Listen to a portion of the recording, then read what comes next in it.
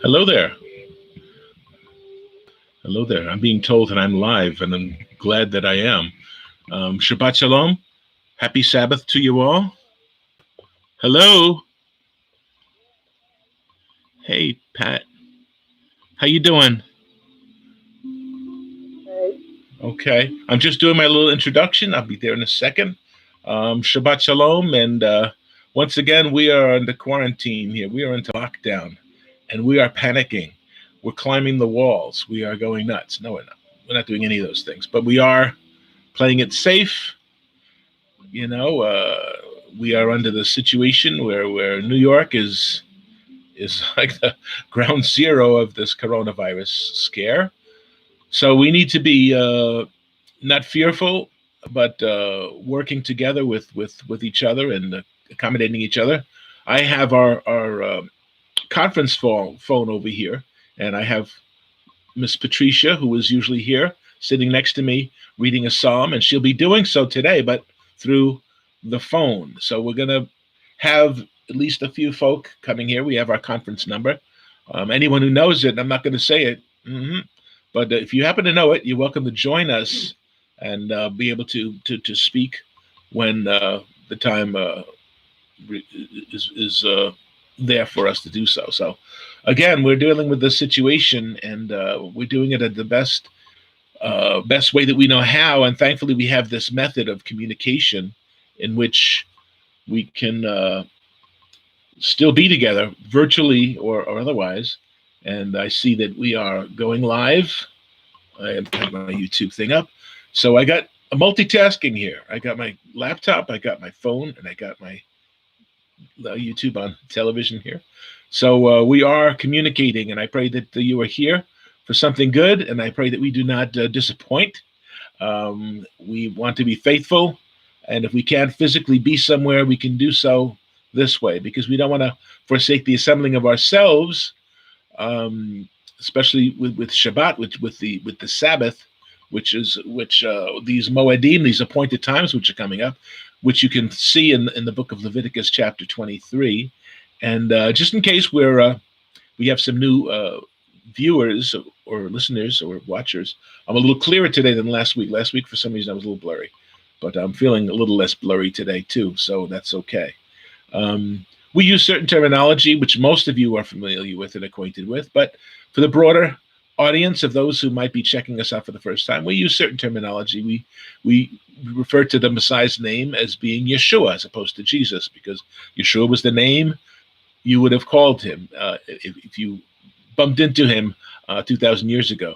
Yahusha is also a variant of that name, which is perfectly good and acceptable. We don't use the term God because it comes from the German Gott, which is one who is summoned, one who obeys and does whatever. He's like a genie in a bottle, so to speak. So we refer to the eternal as being Elohim, which is the word, again, the term that's used in the Bible. In the first chapter of Genesis, as I've said numerous times, Bereshit bara Elohim et hashamayim ve'et haaretz. In the beginning, it is Elohim who created the heavens and the earth. And also the Tetragrammaton, the four-letter name of the sacred name of the Most High. We we refer to the eternal, also Yah, which is a perfectly good name, which is his name throughout the Psalms and such. But Yahuwah is, we believe, the correct pronunciation of the sacred name. So you'll hear me saying that a bunch. And other words and such idioms and such we'll continue to explain as we move forward. But again, we're in an unusual time. And speaking of time, this coming Tuesday night will be Pesach, will be Passover. And you'll say, well, wait a minute, let me look at my calendar. I think you're wrong, buddy. And well, the truth is, many of us have sought to research the ancient calendars that were discovered with the Dead Sea Scrolls and so on and so forth. And the books that we see that the actual dating and the accuracy and the veracity, that's a nice word, veracity of the dating is included mostly in two books, the book of Enoch and the book of Jubilees. And both of them require a 52 weeks, 364 days. So this is actually the 11th day of the first month, Aviv. We see that in Exodus chapter 12. This is the beginning of your years. This is the beginning of your months. And so it makes more sense, right? The spring comes along. All of a sudden, you see life coming about. The greenery starts breaking the surface. January 1st really doesn't say a whole lot. It's still miserable winter, right? It's still nothing as much has changed. So Aviv is the time when most of the nations would observe this time as well, the time of the spring. We see the Chinese New Year is roughly the new moon, the lunar calendar, which is roughly in the spring also. So at the end of the 364th day, at the conclusion of the 52nd week, we began day one with regards to the new year, the beginning of the cycle. In these two books that I mentioned, they say don't go beyond, don't add any days. If you add any more days than's required, you miss the point, and your observances are futile.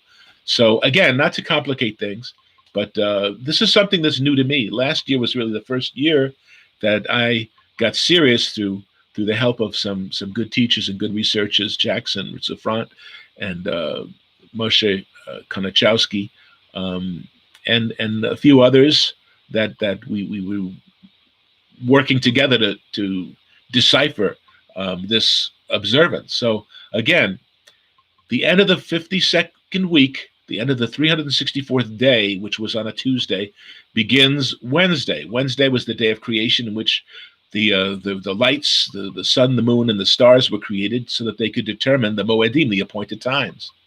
And so we begin our years the first month and the seventh month, because the first day of the seventh month is this Sabbath known as Yom Teruah, the day of the awakening blast, otherwise known as Feast of Trumpets, although it's much more than trumpets. The preaching of the word is a Teruah as well, a loud proclamation of the truth. And Leviticus 23 begins by saying, proclaim the appointed times at their appointed time. So yesterday, being the 10th day of Aviv, this new month, this is the day when the lambs, which were born and raised in Bethlehem, came to Jerusalem. And technically, that's your Palm Sunday, quote unquote Palm Sunday. And of course, Palm Sunday the concept was created by man. The event is biblical, but it would have been the 10th day of Aviv. And the lambs came into Jerusalem, and before they could be offered as the Passover lamb sacrifice, they had to be evaluated for 4 days, making sure there was no blemishes, no spots, no sin upon them. That's why Messiah came into Jerusalem on that day, and he was evaluated. He was interrogated. People were checking him out, watching what he would do, watching if they can catch him in some illicit act. So he was the Passover lamb that takes away the sin of the world. So yeah, it's here. Pesach is Tuesday, guys and gals. So again, there are a lot of folk who are actually a week behind us, and I don't mean that as saying, hey, we're ahead of you. No, I'm just saying, check this out, that again, the year began on a Wednesday and concluded its 52nd week on a Tuesday, and 364th day was that Tuesday. And these books of Jubilees and Enoch only say that 4 days can be added, and they're added one as markers, one per month. So each 3 months, 3 spring, summer, fall, winter, 3, 3, 3, 3, 3. And the months are all 30 days, but there's an intercalary day added to each one of them as a marker. So 3 months is 91 days times 4, 364. So once we add, like for instance, what we're doing, we believe faithfully at this juncture that we have begun the new year on the 1st. And again, I'm trying not to confuse those who are new viewers who might say, what's this about this calendar? I'm getting a little nervous. He's complicating things. But based upon the work that we have, this is the 11th day of Aviv. And again, check and make sure, again, with those additional days, they don't leave any, you can't compile them and add, because otherwise we are, those who believe it's a week later are actually observing the 53rd, concluding the 53rd week, essentially beginning a new year after 53 weeks and after 371 days. And if you read, especially in the book of Jubilees, it says you can't do that. You can't do that. If you start doing that, you're going to start messing up. People are going to start fading away. They're not going to be keeping the true feast. They're going to start adapting the ways of the nations. Ha ha. You read in Deuteronomy chapter 12. That's a big no-no. A true believer in Yeshua, in Yahusha, Ben Elohim, is we don't mix and match holidays depending on how we feel about them and how good they are. We can't say, you know what, the nations do it this way. I know that they're worshiping demons essentially, but there's some good things that I can glean from and adapt in my worship of the one true Elohim. No, Elohim says at the end of that 12th chapter of Deuteronomy, don't do me any favors. Obey my commandments. Obey my book. The Torah shows us, Leviticus 23 shows us the appointed times, the appointed feasts. We are in the spring feasts. We're observing Pesach. The next day, Wednesday, we'll be beginning the first day of unleavened breads, which is a 7-day feast. And then we count the day after the first Sabbath. Afterwards is first fruits. We count up 7 weeks. The day after the 7th week is Pentecost, Shavuot weeks. And then there's a gap, and then it begins again in the fall. Yom Teruah is the awakening blast. The 10th day of the 7th month is the Day of Atonements. And again, just like the 10th day of the first month involves judgment, so does the 10th day of the 7th month. There's a lot of symmetry there.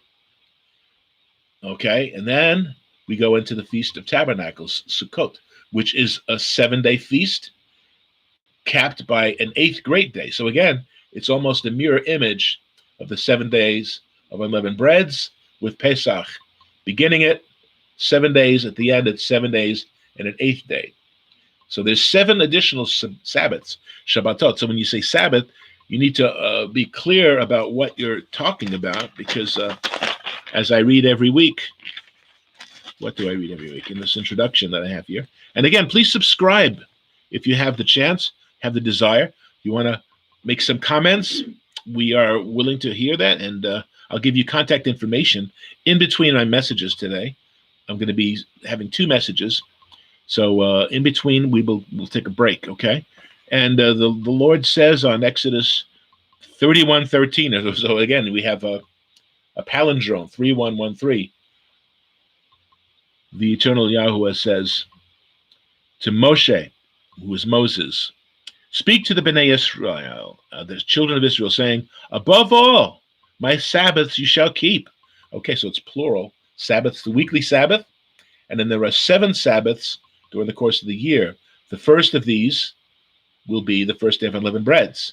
And then the 7th day of unleavened breads are both Shabbatot. They're both Sabbaths. Okay?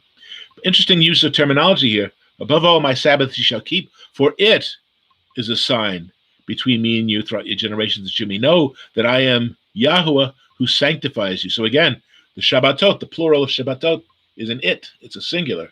And again, we've been teaching over these weeks, myself and my friend, my good friend Michael, who is not with us, unfortunately, and we're praying for his health and his well-being.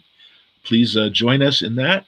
And as he's been teaching faithfully, Shabbat just doesn't mean rest. It doesn't mean taking naps, although a nap is not a bad idea. But Shabbat is ceasing, to stop.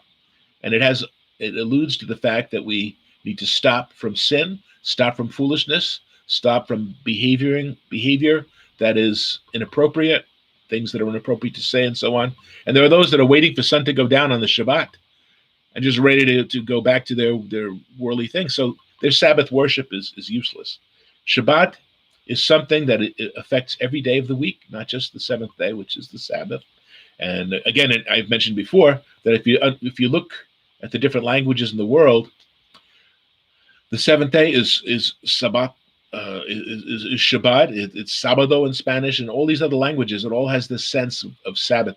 Only really the English, which has Saturn Day, which is the worship of Saturn, which is a demonic presence. And I did that at one of our teachings a few weeks back, talking about Saturn and the hexagram, the signs, and things that we're used to. Like, for instance, we have 50 pentagrams on the United States flag, we have this quote-unquote Magen David, which is a six-sided star, which is the star of that which is worshipped as Saturn. So as a demonic entity, which Stephen reminded the rebellious of Israel before he was stoned to death because of the accuracy of his preaching.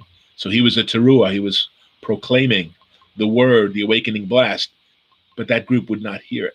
They would not hear it. But it's preserved for us so that we can be convinced of it ourselves. So anyway, so England has Saturn Day, and it's named after Saturn. It's the Sabbath. The seventh day is Shabbat, and it's continuous action. The number 7 sets in motion things. It doesn't stop at the end of the Sabbath. Sabbath is the stopping and the reevaluation and the hearing of the word. The word was given on Sabbath, and it goes forth. It goes forth, and our lives go forth and continue to go forth. So every cycle, we are part of this great, wonderful work that was established by the eternal Yahweh. So I'm praying that you're understanding this, and I don't mean well, I do mean to challenge you. So I want us to grow. I need to learn. I want to be teachable. We need to be teachable. When we think we got it all figured out and we're following a way that's complicated by error, which is filled with truths, half-truths, and so on truths. There are some denominations that claim, hey, we're not leaning on the Bible alone. We're leading by traditions of men. Okay, so again, we look at Jeremiah 10, and we look at Mark chapter 7 to see what the eternal Yah and Yeshua himself said about this concept of, well, we can keep the traditions of man over the Bible because, we feel anointed enough to do that. So we'll caution there. So the closer we get to truth, the more difficult we might find it. And as my lovely better half, she's my first half. My better half says that whenever we approach the Moedim, things happen. The adversary is not pleased. So here we are in the midst of being quarantined with the coronavirus. And we're praying that those who truly love the eternal Yahweh are able to communicate with others on the Sabbath day and with the Moedim approaching, Pesach and Feast of Unleavened Breads. That's Tuesday and Wednesday. So again, we're praying that you are with us this day, and we're going to continue to do teachings based around these events. So again, we look at it not just as literally eating matzah. Okay, Gilbert, we got you. We have Gilbert and we have Pat on the line. And in a moment, we're going to say the blessings over the Torah. And do you have a portion to read today, Gil? Yes, sir. Okay.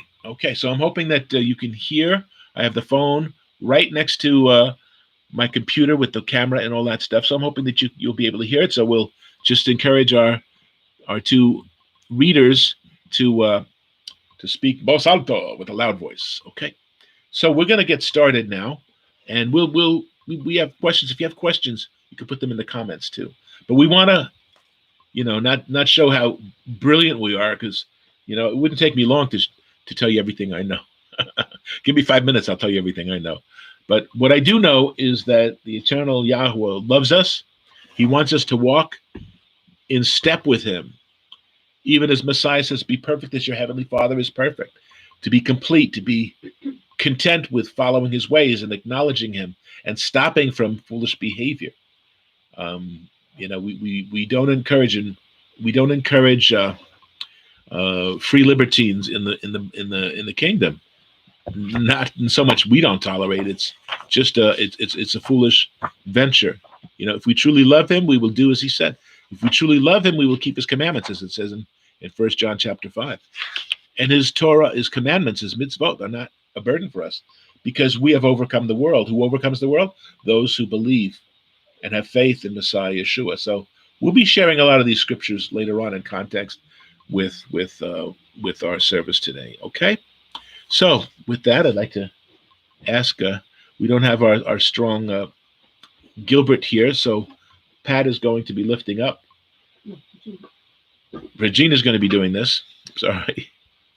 When the ark would travel, Moshe would say, "Arise, O Lord, eternal Yah, Let your enemies be scattered. Let them that hate you flee from before you. For from Zion shall go forth the Torah and the word of the eternal Yah from Yerushalayim. And blessed be he who in his holiness gave Torah to his people Yisrael. Notain HaTorah. He's the giver of the Torah. He is always giving. The way of the kingdom of Elohim is the way of giving. The world is seeing what they can get out of the world, trying to price gouge, trying to mislead. There's people making phone calls about donating to helping things, and they're just trying to line their own pockets, as are 99% of those that you watch on your Christian television. If you truly believe in the Lord, I think you should be tithing to us. Sow a seed, sow a seed. That's a nice little way of saying, line my pockets, please. And again, I apologize if I use the Southern drawl on that, because I don't mean to upset anyone. I'm just speaking as some of those that I know better than others who do so. So I have no intent to be disrespectful.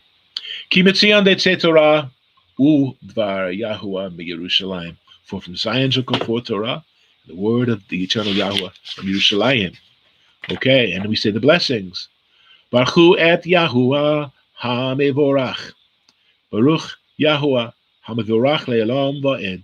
Baruch atah Yahuwah Eloheinu melech ha'olam asher b'chabanu mikol ha'amim v'natan lanu et Torato. Baruch atah Yahuwah noten ha'Torah. Bless the eternal, the blessed one. Bless the eternal Yah, the blessed one for all eternity. Blessed are you, O eternal Yah, our Elohim, melech ha'olam, sovereign of infinity, not just the universe, but all that ever is or was, who has chosen us from all peoples and given us his Torah, his instruction. Among all peoples, he's given us the instruction. So that's again a blessed position to make us grateful. Blessed are you, O eternal Yahuwah, giver of Torah. Amen. Amen. So let us be grateful. Let us always let our gratitude be evident to all who would call upon his name. Let me just put my Siddur over here. And at this point, I would like to have our readers, we can put down Torah. Let it rest. It's Shabbat. Let it rest. Let it come to a complete stop. And let's watch it. And there it is. It's stopped. It's not moving. It's perfectly nice and comfortable there. Okay. So who would like to be our first reader today? I will. Okay, Pat. Shabbat Shalom, everyone. Shabbat Shalom. Today's scripture is from Psalms 111. Psalm 111. Praise the eternal. I will praise the eternal with my whole heart in the assembly of the upright and in the congregation. The works of the eternal are great, studied by all who have pleasure in them. His work is honorable and glorious, and his righteousness endures forever. He has made his wonderful work to be remembered. The eternal is gracious and full of compassion. He has given food to those who fear him. He will ever be mindful of his covenant. He has declared to his people the power of his work in giving them the heritage of the nations. The works of his hands are verity and justice. All his precepts are sure. Yes. They stand fast forever and ever, and are done in truth and uprightness. He has sent redemption to his people. He has commanded his covenant forever. Holy and awesome is his name. The fear of the eternal is the beginning of wisdom. Yes. A good understanding have all those who do his commandments. His praise endures forever. Amen. Psalms 111 is an individual hymn of thanksgiving, a type in which the person gives thanks for Elohim's goodness and delivering him or her from various life-threatening situations such as illness, oppression, or enemy The words of thanks by this individual worshiper recounts not an event of Elohim's deliverance of an individual, but Elohim's deliverance of an entire community. Amen. Amen. Amen. Thank you, Pat. And again, it's the fear of the eternal Yahweh, it's the beginning of wisdom, and then it speaks about the doers of the law, the doers of the commandments. Hearing is good, but unless it leads to doing, it doesn't benefit us. Just like we're having all these alerts about the coronavirus. Oh, that's fine. I'll wash my hands. Wash your hands. Don't touch your face. Don't go out and mix into crowds. All these things are great. We're hearing everything, right? But are you doing it? Are you being careful? Are you being specifically careful? You've been given a lot of warnings. They don't. They make sense. They're not asking us to forego our faith. They're basic things that we should be doing anyway. Every year, hundreds, sometimes thousands die of the common, quote unquote, common flu and the cold. So we have to be careful at all the time. This is just a wake-up call to do what we haven't been doing. And so be healthy. Be healthy. The eternal Yahweh wants us to be healthy. He doesn't want us to fade away. He doesn't want us to be ill and ailing. He wants us to walk in victory. So we have to endure certain things from time to time. But please listen to the warnings. This Psalm 111 is a good example. So thank you, Pat, for that. So be careful, everyone. Do what you need to do. Okay, Mr. Gilbert. Shabbat Shalom, everyone. Shabbat Shalom. Shabbat Shalom. I'll be reading from Psalms 91. As you're aware of the fact that we're having a scourge with this coronavirus, and I think one of the things that we need to do is to call upon the Eternal at all times. Amen. Gilbert, if I could just make a suggestion, if you can mute the TV, because we're getting feedback, and anyone who is not speaking at this time, we need to mute. Okay. All right. Thank you. I'm sorry to interrupt, but we're getting feedback, and I want to make sure that the audience is not getting all that feedback stuff and saying, I'm not going to listen anymore to these people. So okay, continue. Thank you, Gil.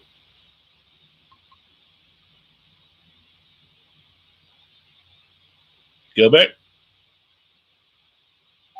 Can you hear me now? Oh, yeah.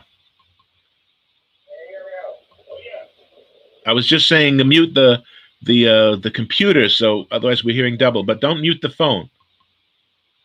He that dwells in the secret place of the Most High shall abide under the shadow of the Almighty. Will say to the Eternal, He is my refuge, my fortress, my Elohim, in Him I trust. Surely He shall deliver thee from the snares of the fowlers, and from the noisome pestilence. He shall cover thee with His feathers. Under His wings shalt thou trust. His truth shall be thy shield and buckler. Thou shalt not be afraid for the terror by night, nor for the horror that flieth by day, nor for the pestilence that walketh in darkness, nor for the destruction that wasteth in noonday. 1,000 shall fall at thy side, and 10,000 at thy right hand, but it shall not come nigh thee. Only with thine eyes shalt thou behold and see the reward of the wicked, because thou hast made the Eternal, which is my refuge, even the Most High, thy habitation. There shall no evil befall thee, neither shall any plague come nigh thy dwelling. For He shall give His angels charge over thee, to keep thee in all thy ways. They shall bear thee up in their hands, lest thou dash thy foot against a stone. Thou shalt tread upon the lion and adder, the young lion and the dragon shalt thou trample under feet. Because He hath set His love upon me, therefore will I deliver him. I will set him on high, because he hath known my name. He shall call upon me, and I will answer him. I will be with him in trouble. I will deliver him and honor him. With long life will I satisfy him, and through him my salvation. Amen. Amen.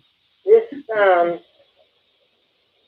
is for the protection of those who believe in the eternal.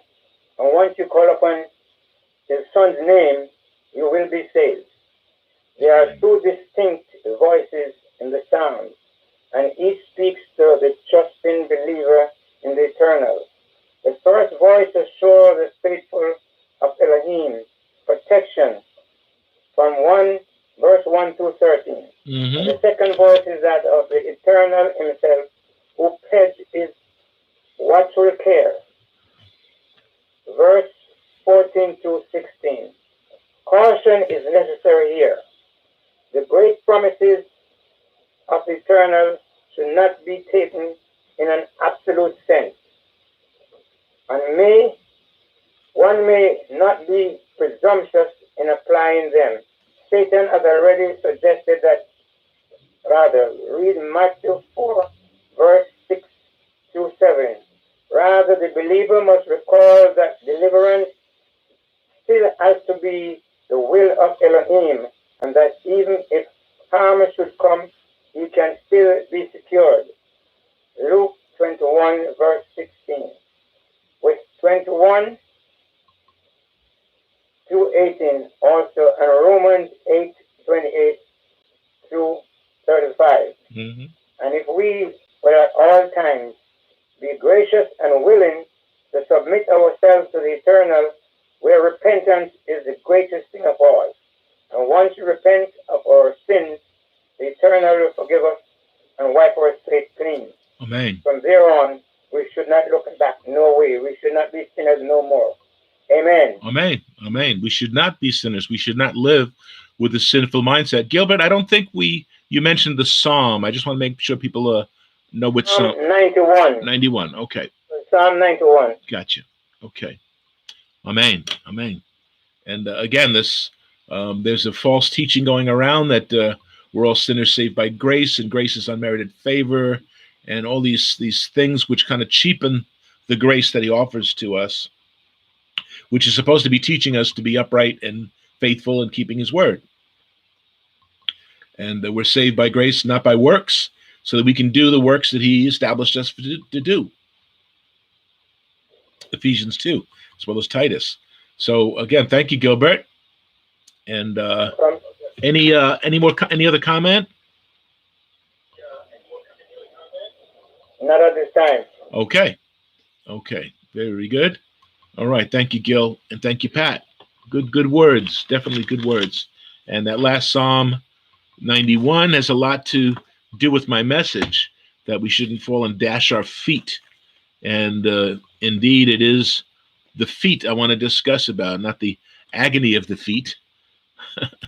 We want the thrill of victory. We want the blessings that are afoot, the blessings that are potentially us to receive. And in many ways, they don't come out of the blue. They come in response to faithfulness on our part as well. So I'm going to begin my first teaching here. Again, blessings afoot is number one.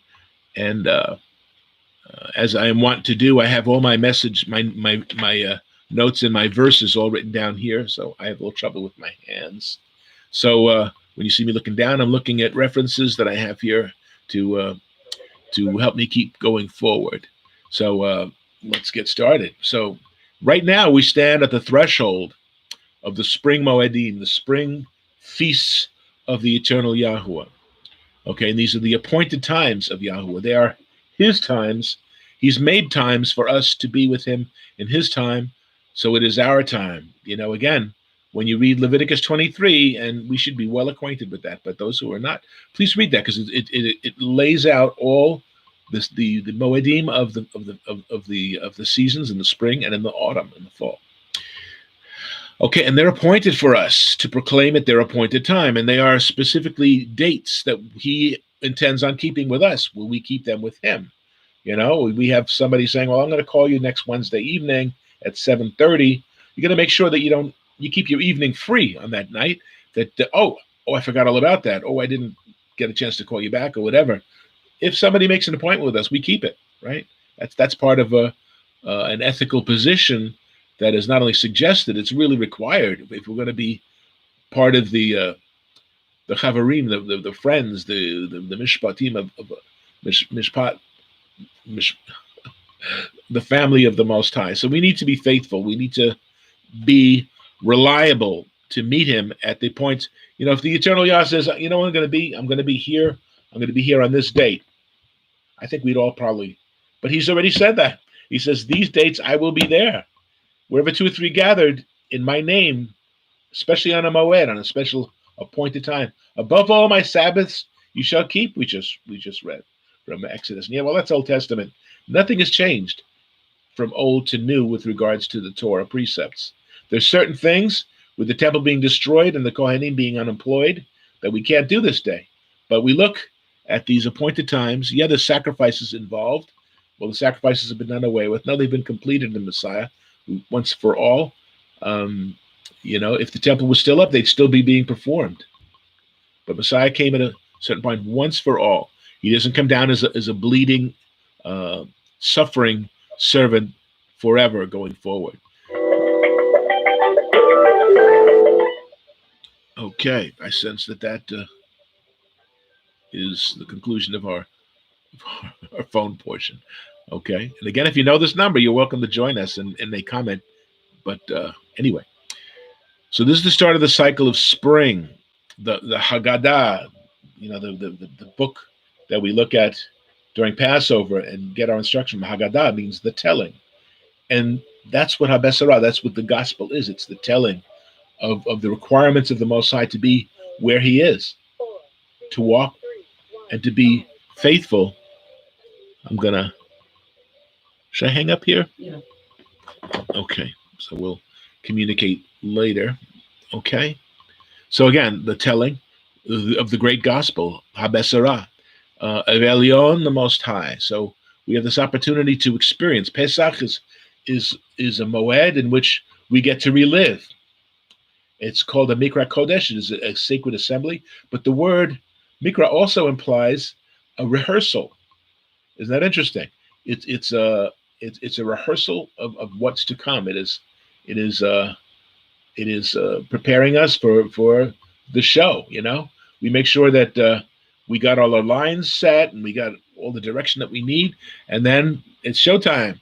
And so Pesach, we relive the 2 major themes of Pesach, which is the Exodus from Egypt and Messiah's establishing of the Brit Chadashah and His suffering as the Passover lamb.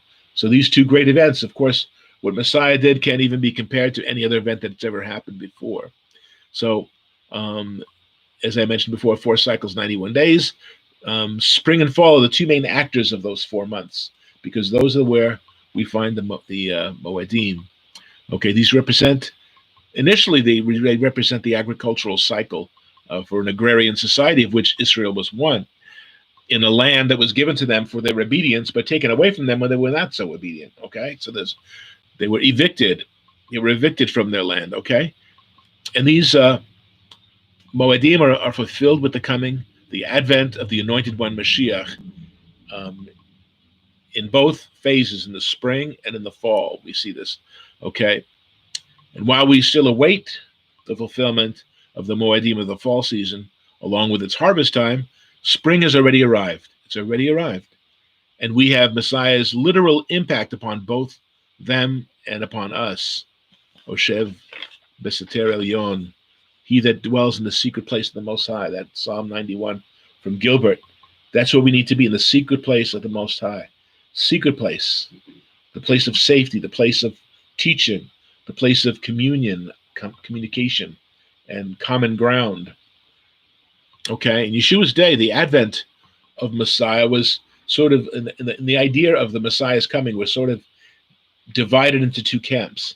There would be those who upon reading Tanakh, come to 2 different conclusions. Okay, it's Mashiach ben Yosef, Mashiach ben David. Okay, Mashiach ben Yosef, Messiah, the son of Joseph, is the suffering servant, and ironically, his earthly adopted father's name was Yosef also. All right, Joseph, Yosef, but he's Ben Yosef is more referring to Yosef, the son of Jacob, Yaakov, who became Yisrael. So Yosef is Ben Yisrael.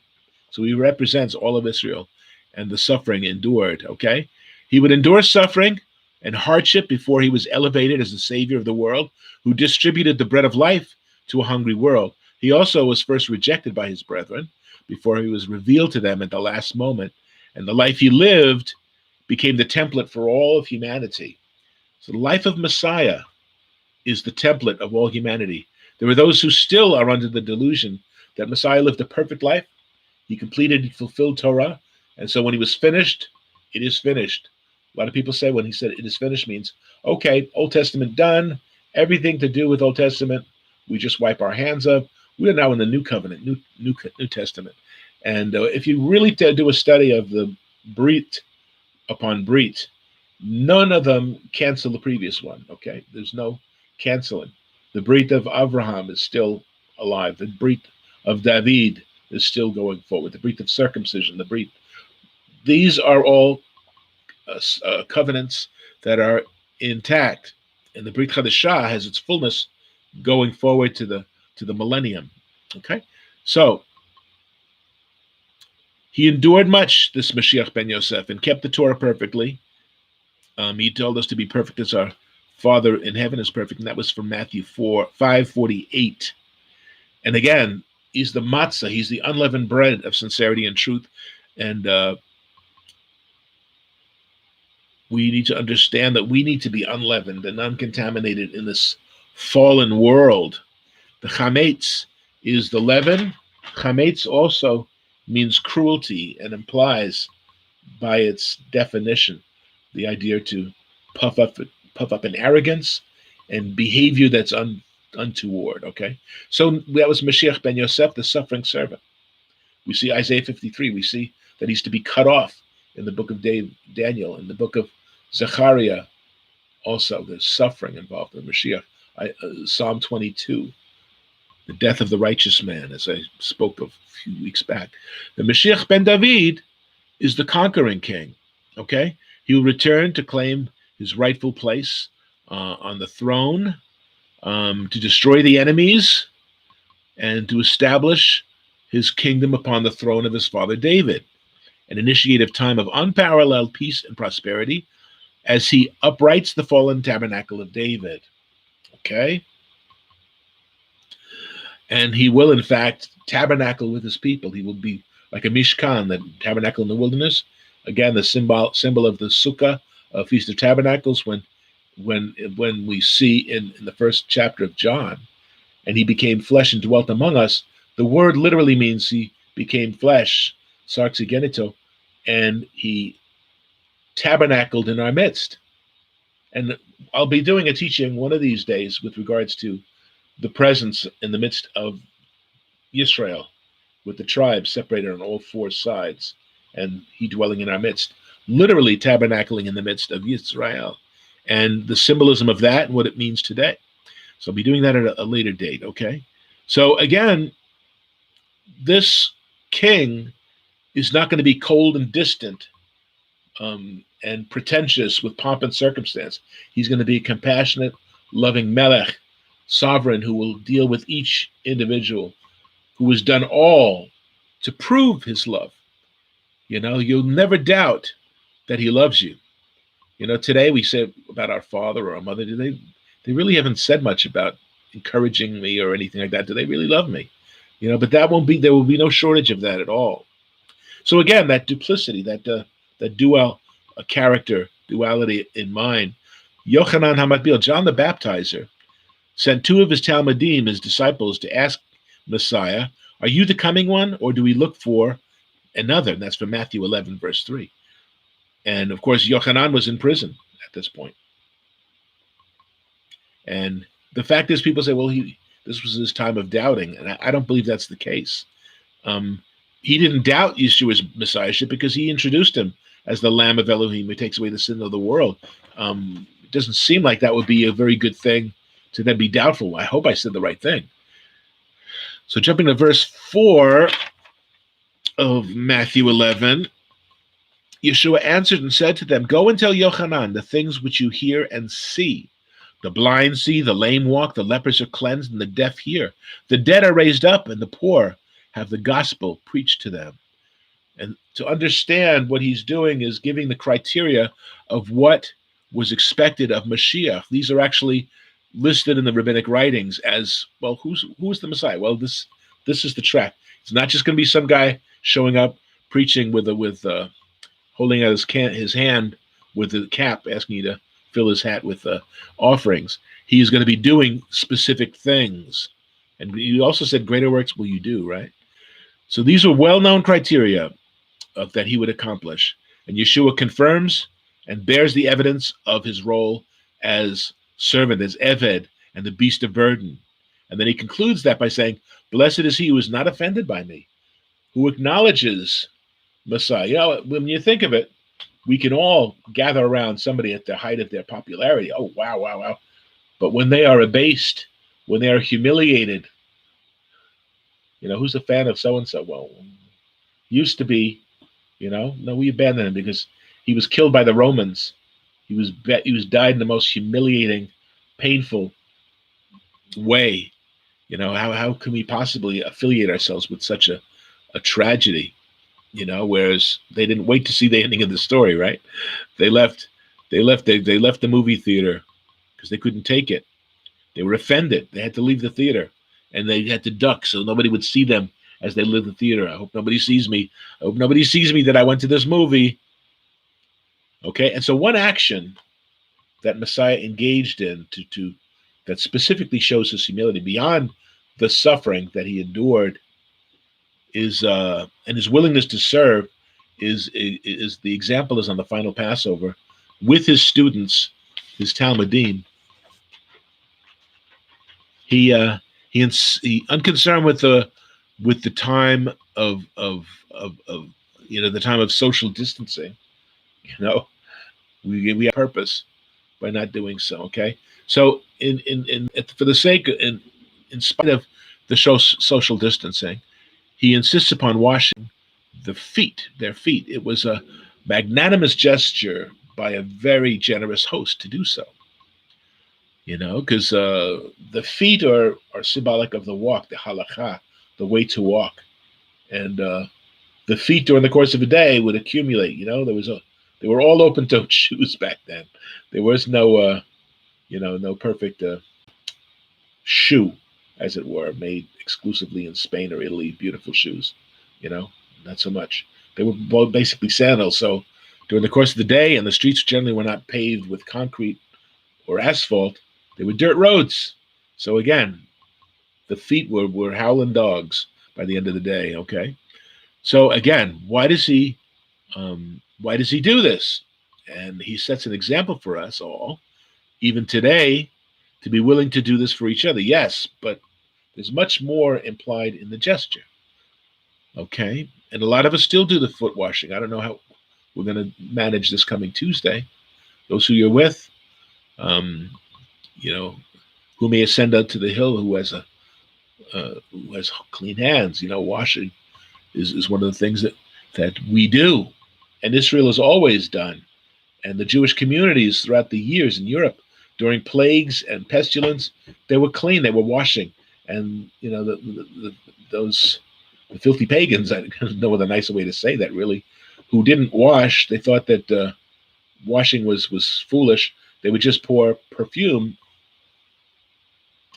on their filthy bodies. So despite their body lice and their stench, they would be overcome by this. That's one of the origins of the perfume. And nice subject. Anyway, stinky stinkies. Okay. So I go into 1 Timothy chapter 5, verses 9 and 10. 1 Timothy. And he's talking about Paul speaking to Timothy, who was like his son in the faith. And this is like a pastoral letter, it's referred to as pastoral letter, in which he's training Timothy to do what needs to be done as a leader. It says, do not get a widow. Do not let a widow under 60 years old be taken into the number, and not unless she has been the wife of one man, well reported for good works. Good works. I thought this was done away with. But that was legalism. No, good works is what we need to produce. We need to produce good fruit. As I mentioned last week, we need to bear good fruit. Okay, if she has lodged strangers, if she has washed the feet of the kadoshim, of the saints, one of the requirements is that she washes the feet of the saints. Okay, if she has received the afflicted, welcome them, not kind of shied away from. If she has diligently followed every good work, so again, specific criteria needed to be met for the woman to be part of the Social Security system, imparted by Shaul and the Talmudim of Messiah. And so we continue with the story of Messiah, and the foot washing begins in John. Yochanan 13, verse 4. That's the Gospel of Yochanan, the Gospel of John, 13, verse 4. It says, Messiah rose from supper and laid aside his garments, took a towel, and girded himself. Verses 5 to 11. After that, he poured water into a basin and began to wash the feet of the Talmudim, the students. And again, a Talmudim is more than just a disciple, thinking of a disciple. It's a student with a teacher. We are to go to make disciples of the nations. We are to not give them a piece of paper and then walk away from them. We are to disciple them.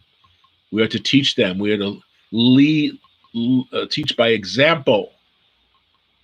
This is a hard teaching for a lot of people who think that all they got to do is hand out a piece of paper and not engage people at the very least. Well, I did a great work for the Lord. I gave out all these things. A lot of them got tossed in the garbage. But, I'm not saying that to discourage you from passing out tracts, but we need to have follow-up. We need to disciple people. And if we are in no position to disciple anyone, then we shouldn't be initiating in evangelism. Not everyone is called to be an evangelist. Not everyone is called to do that. It's a malach of the earthly order, because evangel has the word angel right in the midst, and the angel means a celestial being, but it also means one who is called to do the work, a messenger. We need to be messengers. So we are malachim, we are angels of the terrestrial order, not the celestial. That's for them. This is for us. We are to be holy people and with a message on our lips and in our heart. Okay, and then he began to wipe them with a towel with which he was girded. Then he came to Shimon Kepha, and Kepha, Simon Peter, said to him, Adon, Lord, are you washing my feet? Yeshua answered and said to him, what I am doing, you do not understand now, but you will know after this. So even Kepha was, okay, that's nice. He's washing Yochanan, washing Matthew. He gave up his practice and of ripping people off financially. You come to me, it's a little humor there, especially when you consider the brevity of the situation, the gravity, not the brevity, the gravity. Kepha said to him, you shall never wash my feet. Yeshua answered him, if I do not wash you, you have no part in me. Shimon Kepha said to him, Adonai, Lord, not only my feet, but also my hands and my head. Okay, go to work. Thank you. Yeshua said to him, he who is bathed needs only to wash his feet, but is completely clean. And you are clean, but not all of you. For he knew who would betray him. Therefore he said, you are not all clean. So again, even though we're bathed, we had to have our foot washed during the course of the day. The accumulation and the miles we put on, we need to be on top of these things. And for him to say that you have no part in me means to remain in sin and unforgiven. It was a salvific gesture. It was a gesture of salvation, an offer to be under his guidance, his service to us. A lot of people think that they're being humble by rejecting an offering of help. No, that's okay, George. No. You don't have to come over and do that. I got it covered. You just take it easy. That's a bad thing to do. Because for George to offer means he has it in his heart to do something for you. And you need to allow him to do it and be gracious about it. Not be proud. And then this is a big thing that's bothering me to this day. There's so many people claiming to be humble, but they are arrogantly proud. They're way up here, high-handed in their humility. No such thing. Hello, watch me be humble. No such thing. You can't mix. Mixtures are a bad thing in the kingdom, or those who attempt to try to get into the kingdom. You do not mix these two things. It's terrible. It's terrible. So if George wants to come over and help you do this or do that, you say, thank you, George. Thank you. That's what we need to do. Don't think that you're being humble by rejecting a person's offer to help you. You say, yes, sir. Yes, ma'am. Thank you so much that the Lord put that on your heart to help me in this situation. Say yes. Thank you. Not no, not me, no. That's Kifa. And by Kifa saying that, we're saying, I don't need salvation. I don't need Messiah in my life, basically, because I'm my own humble servant. It's really arrogant. So again, these are things that are bothering me this day in the year 2020. We're coming towards the end of March. This is crazy how the year is moving. Anyway, we would remain in the sin and unforgiven if we don't have that part of it. If we love him, keep his words, and allow him to do for you what is needed for you. He's come to take away things in your life that you think are important, but you're going to find out, I don't need this. Why do I have this? Why do I think this way? Why am I still doing X, Y, and Z? No, he's come to take it all away. He bears it away. On Yom Kippurim, the Day of Atonement, he bears away our sins. Yeah, he covers them, but he also bears them away. So we have that duality of the goats. Okay, the one upon whom the name is confessed in the offering, and the other one sent into the wilderness to die. Okay. Let him do what's needed for you. Messiah's actions meant nothing less than an offer of forgiveness. Salvation is at stake whenever we either accept or reject salvific instruction and actions.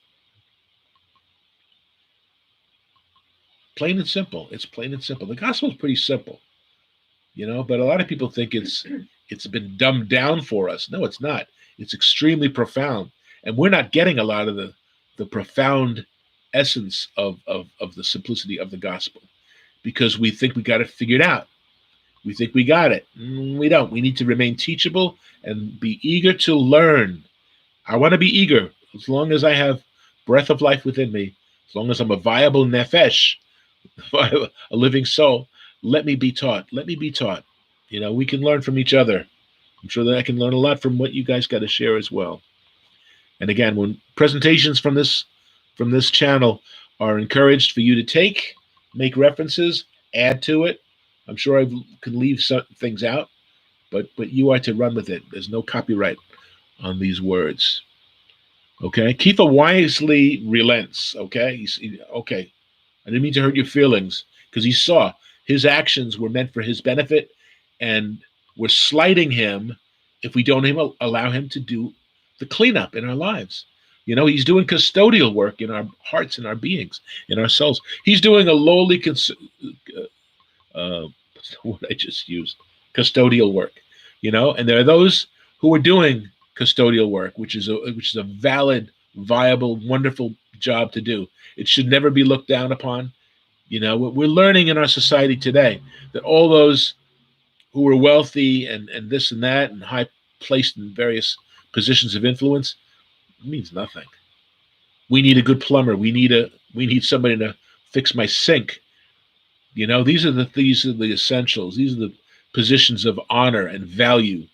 So don't ever look down upon anyone, and we might even not think that we are, but always involve the folk in your businesses or whatever that are entry level, that are doing things, because they're actually more important than you. If they weren't doing their jobs, guess what? You'd be sinking down below them. Anyway, wow, I'm lecturing today. I apologize, but I don't apologize too strongly because I think we can all use this, including myself. Okay. Kifa wisely relents and accepts the selfless giving act of Mashiach. Again, the give, noten ha'torah, the giving of himself, the giving of his word. So he accepts the selfless giving act of Messiah to have a special part in him. Remember, you have no part in me. We say, you have a part in me because you've allowed me to do what's necessary for you. So again, George's work is essential that you accept it and allow him to fulfill his purpose, his ministry, his heart. Because when you shoot him down, then he approaches the Father saying, look, he shot me down. And who is the Lord going to decide between? Not that this is going to accelerate into an argument, but at the same time, let's humbly accept what's being offered to us. Let's not be foolish. Be foolish. For the ultimate giving of his life unto death, the ultimate humbling service that he offers us, he shows what's needed to happen. Whether when Messiah said he had to go, again, this very same Shimon Kifa tried to restrain him. No, you're not going there to die. What are you saying? And what did Messiah say? No, it's what I have to do. Depart from me, servant of Satan. One minute he's saying, because Kifa said, you are the Mashiach, Ben Elohim. The next minute he's saying, depart from me, Satan. You're my adversary because you're standing in my way, literally. I have to do this. So we need to release that offer. And he meant well. Kifa meant well. I mean, he was the one who put up a fight in the garden, remember? He didn't run away initially, did he? He put up his sword and attacked the attackers. He did what he said he would do. Anyone else can fly away. I'll be here to defend you. And he was. But it was not to be. Put your sword away. Those who live by it will die by it. It's not your time to be doing anything heroic. And he healed the man that he struck with his sword. And then he fled confused and conflicted and denying him and so on. He really went to the depths, Shimon Kifa. And he had to do that in order to climb to the heights. We'll be reading some of his words today also. So again, the humbling service of Messiah's death, does it make sense to us as this washing of the feet? Does it make sense to us? Truly, does it make sense to us that the king would humble himself to a servant to serve? These elected officials, they're all big shots. They're all voting for their own increase in pay, But they're servants. They're to be servants. They're not big shots. They're the ones who should be washing the feet of their constituents. You don't see that happening because everything is topsy-turvy. But when Messiah returns, just like he told his Talmudim, look, you're not going to be ruling like the nations do, where the big shots speak and everyone else kind of cowers and listens. Like I mentioned a couple of weeks ago about the Ark of the Covenant being in an old cart. And the old cart is the way that man does it, as opposed to the clear instruction of the Torah, how it should be carried out by the poles, by Kohanim, by priests. And so a lot of quote-unquote churches today are run by those old carts. And what is an old cart? It's made of corrupt boards and big wheels. And that's not original. That's not from me. But I thought that's so perfect, right? Big shots. If you want to be great in the kingdom of the Most High, what does this say? You got to be a servant of all. Not just those who have the camera crews rolling, the old-fashioned method of shooting a film, right? You got this? You got to get on my good side. This is my good side. Not on this side. On this side. Here I am. Help me. Help me to help you. No. You need to do it when nobody's looking. Don't let your left hand know what your right hand is doing. What do you think that means? We do it in secret. We don't look for being praised for our generosity, because we're doing it from the heart. We're doing it to serve our master. I don't hear any amens. Can you say amen on that? Okay. I have to have something put in here so I can hear the amens. Amen. Okay. It's true. Come on, let's get this together. So does this make sense to us? Messiah says, what I am doing you do not understand now, but you will know after this. You will know after this. Okay, so he completes the circle of the foot washing. And I'm sure people are still stunned by what's happening. Verse 12 of chapter 13. So when he had washed their feet, taken his garments, and sat down again, and again, that's the posture of teaching. We get behind a bima and hold a microphone and walk back and forth on a stage and do little gymnastics. But the true posture of teaching is sitting down. Okay, relax. So he sat down again and he said to them, teaching his students, do you know what I have done for you? Do you know what I've done for you? You call me rabbi, you call me teacher, and Adon, you call me Lord. And you say, well, for so I am. For I then, your Adon and Rabbi, have washed your feet. You also ought to wash one another's feet. For I have given you an example. An example. Remember that word, example. That you should do as I have done to you. Okay? Like I said, Mashiach establishes the prototype of humanity, what we need to do, how we need to conduct ourselves, how we need to be calm and not having a little hissy fits here and there and not doing bad. We are to be instructed by him. He sets the example for us to follow, okay? And again, we fulfill the Torah, which the New Covenant says when we love our neighbors ourselves, we fulfill Torah. Down to one commandment, honor each other as mishpacha, as family. Wash one another's feet, do for one another. So again, by me not letting George do something for me, I'm not allowing him to wash my feet, and I have no part in him. Whereas we should both be parts of the body. We are both parts of the same entity, the Mishkan of Yahuwah. Okay? Continuing. Most assuredly, and that's a translation from, in the Greek, it's Amen, Amen. It's a double Amen, which means let it be so, let it be so. And we're used to reading the King James, verily, verily, I say unto thee. But he's literally saying, Amen, Amen. Most assuredly, I say to you, a servant is not greater than his master, nor is he who is sent greater than he who sent him. So he's teaching them, you're not greater than me, and I'm not greater than him. Ha'av, the Father. If you know these things, blessed are you if you think about them. No, if you do them. Again, it's not the hearer, it's the doer of the commandments. It's the doer of Torah that's called righteous. So we got to roll up our sleeves and do the work. And now that a lot of us are home, not going off to commute to our jobs, we got to be busy about our business, about his business. Do your reading, do your studying, help each other, be there for each other, be insightful, give your brain matter, your gray matter some exercise. Okay, if you know these things, blessed are you if you do them. So if we know them, to whom much is given, much is required, right? The student who hears his master, you go home and tell your mom, look what I found out today. Look at this. Look at, we're anxious to share it because, wow, it's exciting. And the kids who get bored at classrooms, very often it's because the teachers are not stimulating the imagination. We should be excited about learning.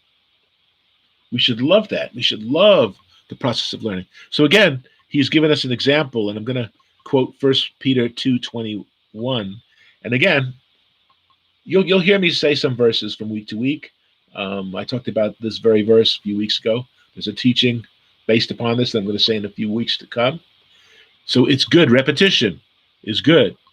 When it's the word, it continues to work within our hearts and work into our being, into our actions.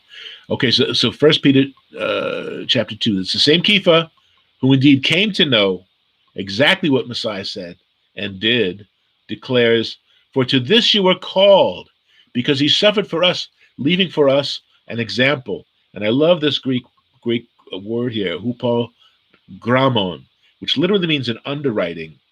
Hupo, it's like the word hypodermic needle. It means under the skin. The injection goes under the skin. Huponoma is the underwriting, the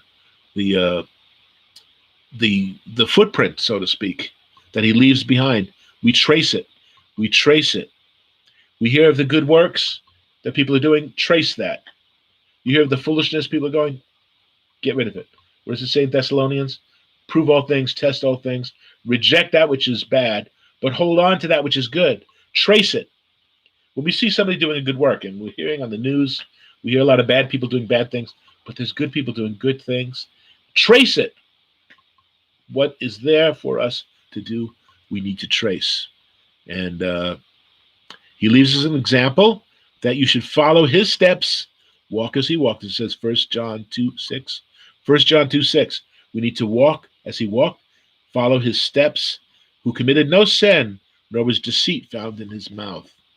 So we need to be walking with our master, walking with him. Now is a good question. Why wash the feet specifically? Why not wash the head? Because that's the mind, right? The thinking, right? Why not the hands? Because that's the doing. But the feet, which represent the walking. Okay, now this is interesting. The Hebrew word for foot is regel, and the plural feet is regalim. Interesting word, and I'm going to give you a fuller understanding of that in a few minutes here. But I'm going to read a couple portions of scripture next from Nahum, the prophet Nahum. Nahum, the first chapter, verse 15, says, "Behold, on the mountains the feet of him who brings good tidings, Besar, who proclaims Shalom. O Yehuda, O Judah, keep your appointed feasts, perform your vows." So here, the regalim, the feet, are to walk, to keep, to observe. Remember the word keep, shamar, is always one of the most important Hebrew words you can know, shamar, which means to keep, to observe, to watch over, to guard, to protect, to treasure, really. There's some things when you keep, you really are planning on how you're going to put this in a great place of honor and do things with. So again, behold on the mountains the feet of him who brings the good tidings to proclaim Shalom. Yehuda, keep your appointed feasts, perform your vows. Again, that's in the doing, not in the speaking. That's why Messiah says, don't make all these vows. Your mouth and go. Why are you saying just do it? Do it. Wasn't that Nike with a swoosh? Just do it. Hear the word. Let it ruminate. Let it make sense. We should do nothing out of foolishness or rashness. We should do it all based upon an understanding. Even the word Shema, to hear, to listen, but also to understand, to comprehend. We need to comprehend. We need to know why we're doing these things. I won't do anything that doesn't have an understanding attached to it, okay? Perform your vows. Do the works. For the wicked one, okay, now who is the wicked? He's the lawless one who rejects the appointed feasts, the Moedim, the appointed times. For the wicked one, the lawless one, shall no more pass through you. He is utterly cut off. He's utterly cut off. And when we read into the deeper understanding of the Moedim, the eternal Yahweh says, if you don't keep them, you will be cut off. So important were these Moedim, and they were kept by Messiah. They were kept by the Talmudim. They were kept, and they were observed by all the early believers. And of course, in the early centuries, capped by Constantine in the 4th century, where they were replaced by pagan feast days. And we need to have a sense of awakening.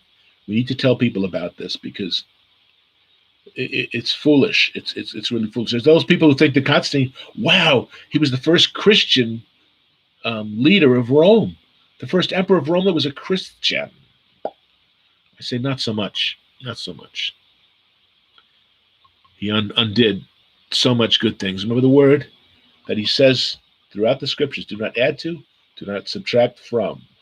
Do not add to, do not subtract from. I talked about this last week about the recipes, and I made myself hungry because Regina makes a really good lentil soup and she puts everything in. I attempted to get the salt shaker. I refrain and I say, I didn't need salt to make my blood pressure pop up. It's perfectly good as is. Torah is to be kept as is. Don't add to it. Don't subtract from it.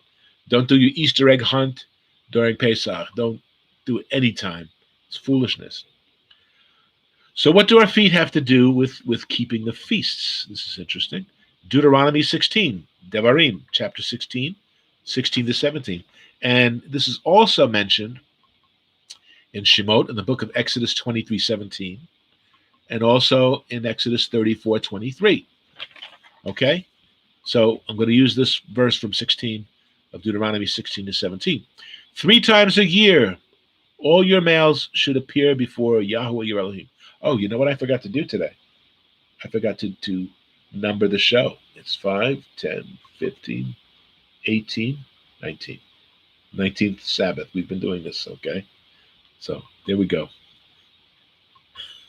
3 times a year, all your males shall appear before Yahweh your Elohim in the place which he chooses. And where is that? That winds up being Jerusalem, right? Being the place and the threshing floor. David buys the threshing floor where the temple is built. That's where his name is to be. That's the place where he chooses. And when do we do this? At Chag Hamatzot, which is the Feast of Unleavened Breads, at Shavuot, which is the Feast of the Weeks, and at Sukkot, the Feast of Tabernacles. And they shall not appear before Yahweh empty-handed. This is really the time of the tithe of that to be brought into the temple, which is the produce. It's never money. The tithing is not money in Torah, in the Tanakh. And my friend Jackson Safran did an extensive teaching on this, which was number 1. It was excellent, and it's all scripture. People never pay off the Lord like some kind of extortionist.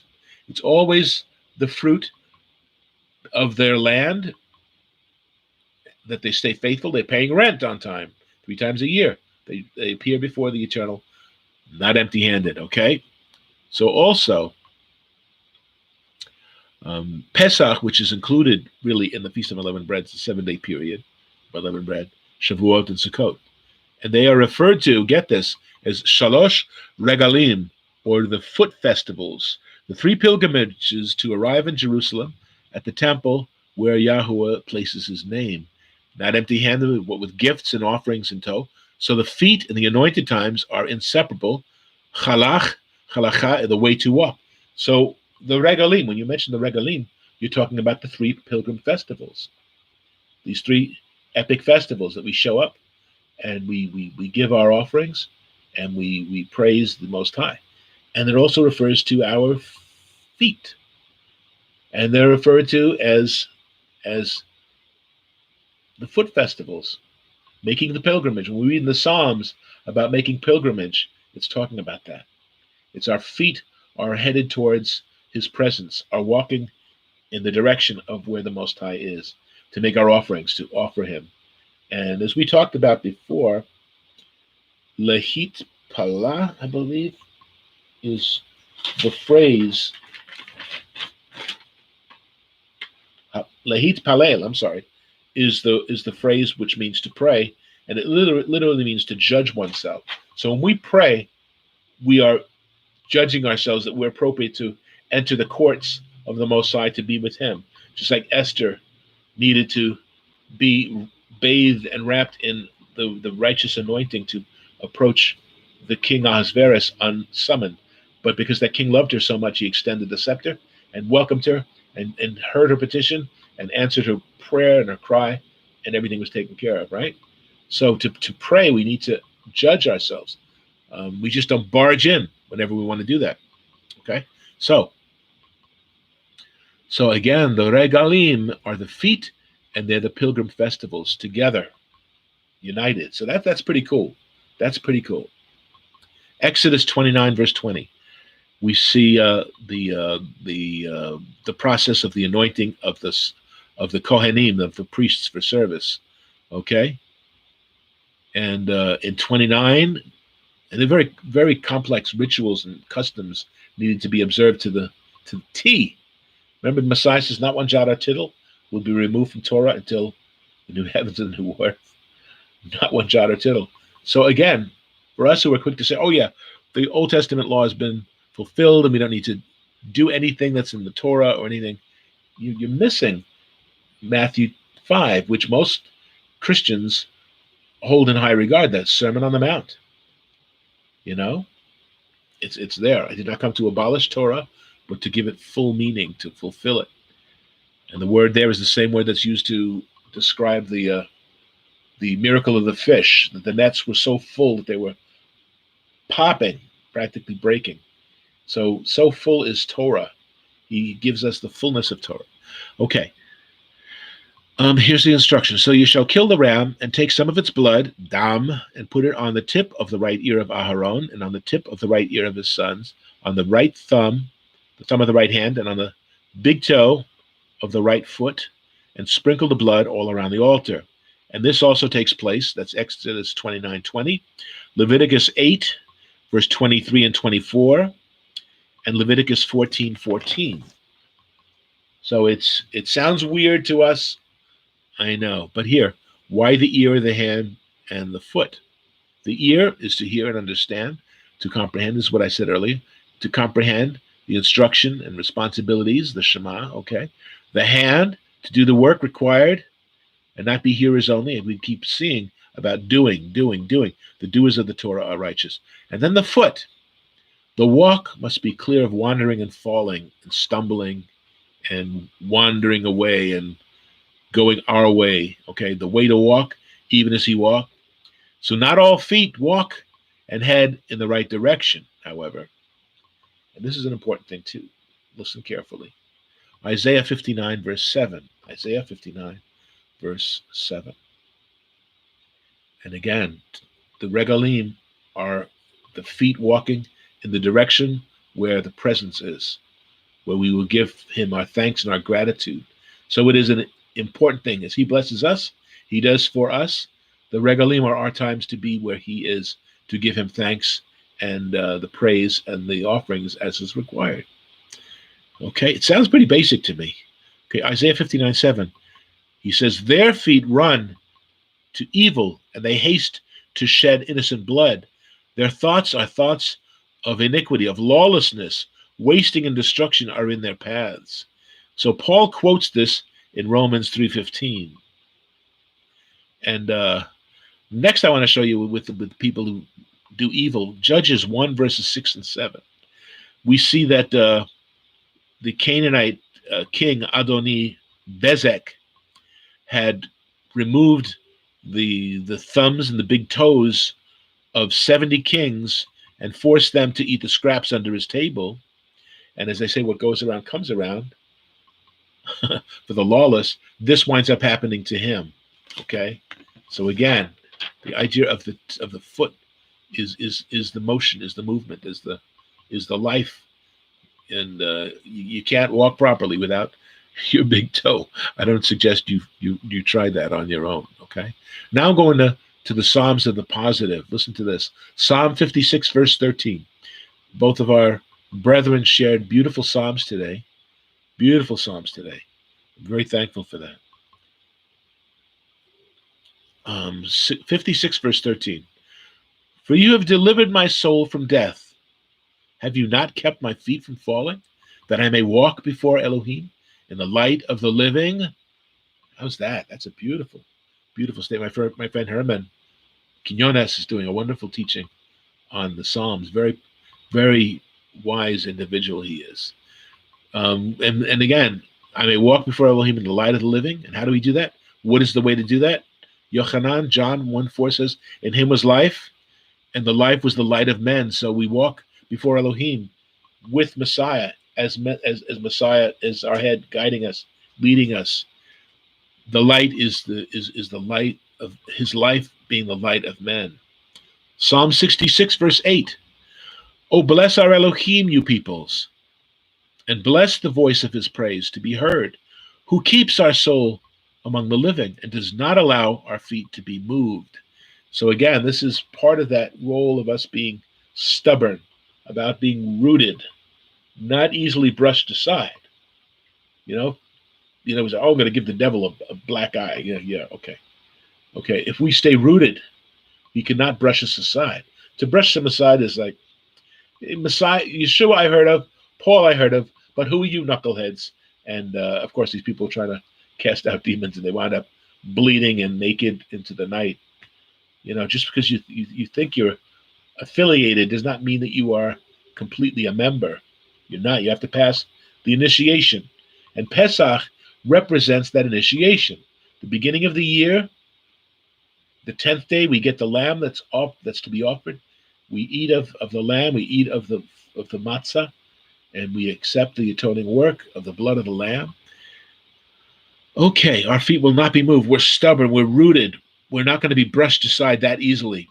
Just as Paul talks to Timothy, I believe, Timothy and Titus in those apostolic pastoral letters. He says, no, let no one take advantage of you because of your youth. Don't be brushed aside. Don't let them brush you aside. Don't let them discriminate against you in any way. Whether you're a woman, whether you're young, whether you're of a particular ethnic group that doesn't seem to fit into the group, get out of that group. Find a place. There are places, just like Elijah said, I'm all alone in this struggle, Lord. No. You're not the only one who has not bowed the knee to Baal. There are many others. You got to go find it. That's part of your search. Okay. Psalm 116, verse 8. For you have delivered my soul from death, my eyes from tears, and my feet from falling. Okay? He has delivered us from this. And again, we go to Yochanan HaMatbil, Yochanan, John the Baptizer. Matthew chapter 3, verse 11.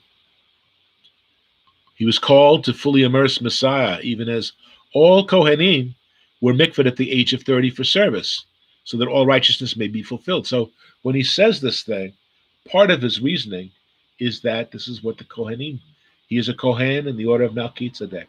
And incidentally, that verse, in the order of Melchizedek, the word Hebrew is upon my word, Devarti, upon my word, Melchizedek. So Melchizedek is a type of the word. So again, as far as projecting the Christos Logos Christology, we can claim that verse that Melchizedek and what he represented is through Messiah, the Word, upon the Word, Devarti, upon my, not just upon the Word, but the eternal Yah, the Father, Ha'av, says, upon my Word, Devarti. Okay, so Yochanan immersed Yeshua at 30, beginning his ministry. He declared that he himself, Yochanan, was unworthy, bestazo, to lift or to carry, to bear, or to remove his sandals, to remove his shoes. He was unworthy to touch his feet, okay? To carry his water, whatever euphemism or phrase you can insert there. Not worthy to take his shoes off or to carry them or to bear them. We need our feet washed and consecrated to stay to the path. It's in our fallen nature to stray. Okay? We are anointed to serve, to be washed with the water of the word, as Paul says in Ephesians 5:26. Washed with the renewing of our mind, washing with the water of the word. And so, historically, by an unbroken chain of anointing, we trace this Pesach activity back to the final Passover of Messiah. Our feet must not stray from our purpose, from our specific task. Can't afford to stray. We must walk as he walked, walk on the path. His Torah illuminates that path, right? It illuminates that path. A light for our path. And Luke 7, the Gospel of Luke, chapter 7. So our feet must not stray from our purpose. We've been given our marching orders. We're marching with our feet, right? Not very many people march on their hands or on their buttocks. That's a slow march, I'll tell you that. Okay. Luke 7, verse 36 to 50. I'm going to give a capsulize. At the home of a Pharisee, a woman, a well-known sinner, brought an alabaster box of anointment and washed Messiah's feet with her tears, and wiped them with her hair, and kissed his feet, and anointed them with the ointment, which is an anointment too, right? The ointment. Thy faith has saved thee. Go in peace. Her actions of faith led her to be forgiven of much, right? She was a well-known sinner. So it's like we don't really want to be found chatting too much with Ted because we know what Ted's doing and he's still pretty proud about it. But no, he's no longer proud about it. So we need to acknowledge his offering. So Messiah, knowing the heart of this woman, if she was just in there acting like a harlot, she wouldn't have lasted 5 minutes in that house, right? If she was offering her services to the guys who had gathered, no, she was weeping and brought a gift, an offering. Again, we don't appear before the eternal empty-handed. We first offer ourselves, and then whatever is within our powers to bless with. Okay? So his love covers a multitude of sins. And again, the idea of covering is the root of that is the same word, kafer, which is atonement. Cover, the atonement. Okay? His feet were further anointed for service in his ministry by this action. And when we think of the word ministry, it comes to the word minus. To minister is to be humbled. You have given of yourself. So you are physically minus by ministering, not elevated in ministry. We are humbled in ministry. We are grateful that we've had the opportunity to share, to do the work that's required to benefit somebody else. So we're humbled. We're a minus physically, but we are a huge plus in the kingdom. So whatever, the world looks at, you know, making offerings and surrendering our likes for certain R-rated movies or what have you. Oh wow, you're really missing out. You're missing out. Well, to them, we're minusing. But the more we minus in their eyes of not compromising the gospel, habesarah, the more we're actually being elevated. Humble yourself in his sight, and he will exalt you. The world's not going to see that exaltation. The world's going to think, really feel bad for this guy. So again, that's ministry. Psalm 121, the first three verses. The first three verses of Psalm 121. I will lift up my eyes to the hills, from whence comes my help. My help comes from Yahuwah, which is Yeshua, salvation. And salvation is sent from the Father, right? Where does my help, where does my Yeshua come from? It comes from Ha'av. I lift up my eyes. He's the bread from heaven. The Father who made, and says, who made the heavens and the earth? He will not suffer your feet to be moved.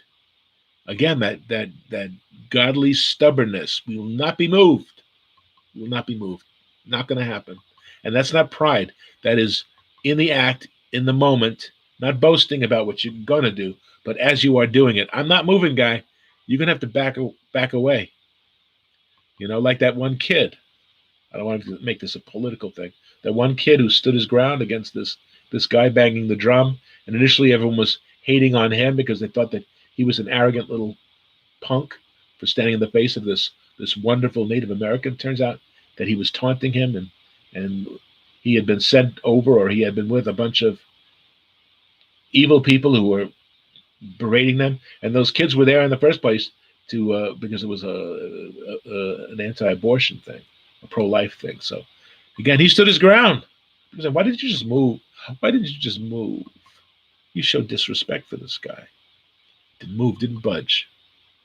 And I pray for him. I pray that he moves in his life and is faithful to the eternal Yah. He will not suffer your feet to be moved, guys. Not going to happen. Not happening. He that keeps, again, Shamar, he who keeps, observes, guards, treasures, and honors you will not slumber. Because he that keepeth us will not slumber nor sleep. And he that keeps the eternal will not slumber either. Psalm 40, verse 2, beautiful verse. You brought me up out of the horrible pit, out of the miry clay, and you have set my feet upon a rock and established my goings. My goings are established in thee, in you. Thank you, Father. Now, another interesting thing here is to kneel is to show respect, where our knees wind up where our feet should be, in deference to whom we learn from who is teaching us, for who is instructing us, from who is doing for us and what we do in return. Okay? It's a sign of submission, the place of learning. So his ways become our ways. We see that Rav Shaul, the Apostle Paul, in the book of Acts, chapter 2, verse 3, he states that he was brought up in this city at the feet of Gamaliel. And now Gamaliel was a moderate rabbi, a Pharisee, a teacher of the Torah. And he was held in respect by all the people and warned against those who were persecuting the Nazarim, the true believers, saying, you know what, guys, you might, that these leaders have come and gone and they've disappeared. Now this guy, I'm paraphrasing, obviously, this guy over here, if we continue to do this, we can find ourselves fighting against Elohim. So he was wise enough to make that decision. And that's in Acts chapter 5, verses Wait. Yeah, Acts 5, 34 to 39. So we get to know Gamaliel a little bit, and Paul learned at his feet. Interesting. And now another situation involving Messiah. In the country of the Gadarenes, Yeshua healed a man possessed of many demons. The Legion story, the Shadim, multiple, at least 100. Afterward, this man was found, from whom the demons had departed, sitting at the feet of Yeshua, clothed and in his right mind. That's Luke 8:35. In his right mind. So he was healed of this, cured of this, delivered of this, and he was in his right mind, learning of Messiah. In fact, Messiah says, "No, you stay here. You're in your right mind, and you're hearing my words." So, unfortunately, the scriptures don't talk about his impact back on his community. This is a guy who was ripping chains apart. He was, for all appearances, a monster in a graveyard, unclean among that which is unclean. And yet he's delivered of that. He's sitting in his right mind, clothed. They don't do a double take. They do a quadruple take to see this is really you. And he's sitting at the feet of Messiah. He's learning of Messiah. That's a euphemism for listening and learning of Messiah. And Messiah says, "No, you go back there. You don't have to follow me. You go back there and you tell him." And he becomes a living epistle, right? They say, "Isn't that the crazy guy? Isn't that the monster?" He learned it. He's in his right mind. He's receiving the words of Messiah. He's right and ready to go. Okay? We bless the one capable of restoring our lives, who gives beyond our expectations. Again, who gives us peace and a sound mind. So there are those who are listening out here today, or those that you might know, who are not in their right mind, not in their right minds. We need to pray that these things be removed. The eternal Yah has given us authority over these things. So I'm going with the Hebrew word, which is barach. Barach, to bless, okay? But the root of that word is to kneel, okay? To bless in an act of adoration, to kneel before the Most High. To kneel, to lower ourselves in an act of submission to one higher than oneself. Also, it's a humbling of self. It's essentially saying, I defer to you, that your ways may be my ways, to serve. We bless the eternal, and yet, who blesses more than anyone? Of course, we know that it is Elohim, it is Yahuwah, the eternal Father of us all. We bless, and yet he blesses way beyond that we can think of doing. He lowers himself to bless, to interact, even to wash the feet of his beloved, as we see through Messiah. And this is the original concept of condescension. When we say, "Oh, you're condescending me," in other words, I'm talking to you like you're a jerk. You're not going to understand this stuff because I'm a real smart guy here, and you're not going to get all this, so you might as well skedaddle. that acts of condescension, condescending things, condescending attitudes, it's all negative. But the true sense of condescension is the lowering of self. If I condescend, it means I'm lowering my expectations of anyone, a bunch of knuckleheads. It's, I'm going to say condescending things to you to make you feel bad. Not the right thing to do. Even if it was true, it's the wrong thing to do. Okay? But the true condescension is to lowering of oneself. And here is Ha'av, the Father, condescending. He lowers us. What greater blessing is there than to give, which is his nature, beyond our expectation? What better way of demonstrating this blessing than the lowering of himself, than by descending to this world in a body that had been prepared for him, down to us in the form of Messiah? This humbling is the greatest barach, the greatest blessing of all. It's an event that affected the whole world, affected the whole cosmos, the universe. When we say Melech HaOlam, HaOlam is beyond the vanishing point. When you see an illustration of a horizon, and you see an artist with his foreshortening, you see the road narrowing as it gets farther and farther until it's all united in a point, the vanishing point. That's the eternity. That is the eternity. Melech of that which is beyond. This humbling is the greatest barach, the greatest. To kneel, he submitted to the confinement of physical human limitations. He did that. To kneel, submitted to hunger, weakness, mockery, abuse, condemnation, judgment, crucifixion, and death, the ultimate lowering. To bless is to kneel, and he who kneels is the one who blesses. So we need to humble ourselves to each other. As we wash each other's feet, we have to kneel, and we're called upon to do that. Now, the logistics of 2020, I don't know how we're going to accomplish this, but at the very least, understand this. That's why I wanted to talk about this today, because the washing of the feet is going to be a difficult thing to do outside of our homes. Okay? How do we respond to such an offer of generosity? We could do nothing less than kneel before him. In return, the one who kneeled so that he could save, in order to in turn serve both him and others. Now I'm just reading a little note there that didn't make a whole lot of sense.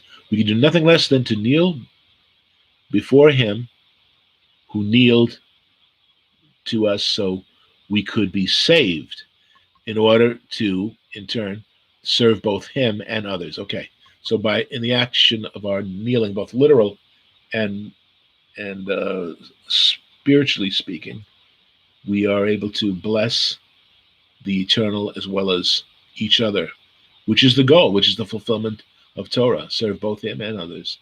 And another thing interesting that popped into my head was the whole birthing process. We're birthed into the kingdom through this kneeling process. And in the biblical days, the midwives used to put the mother-to-be in what was called a kneeling trough.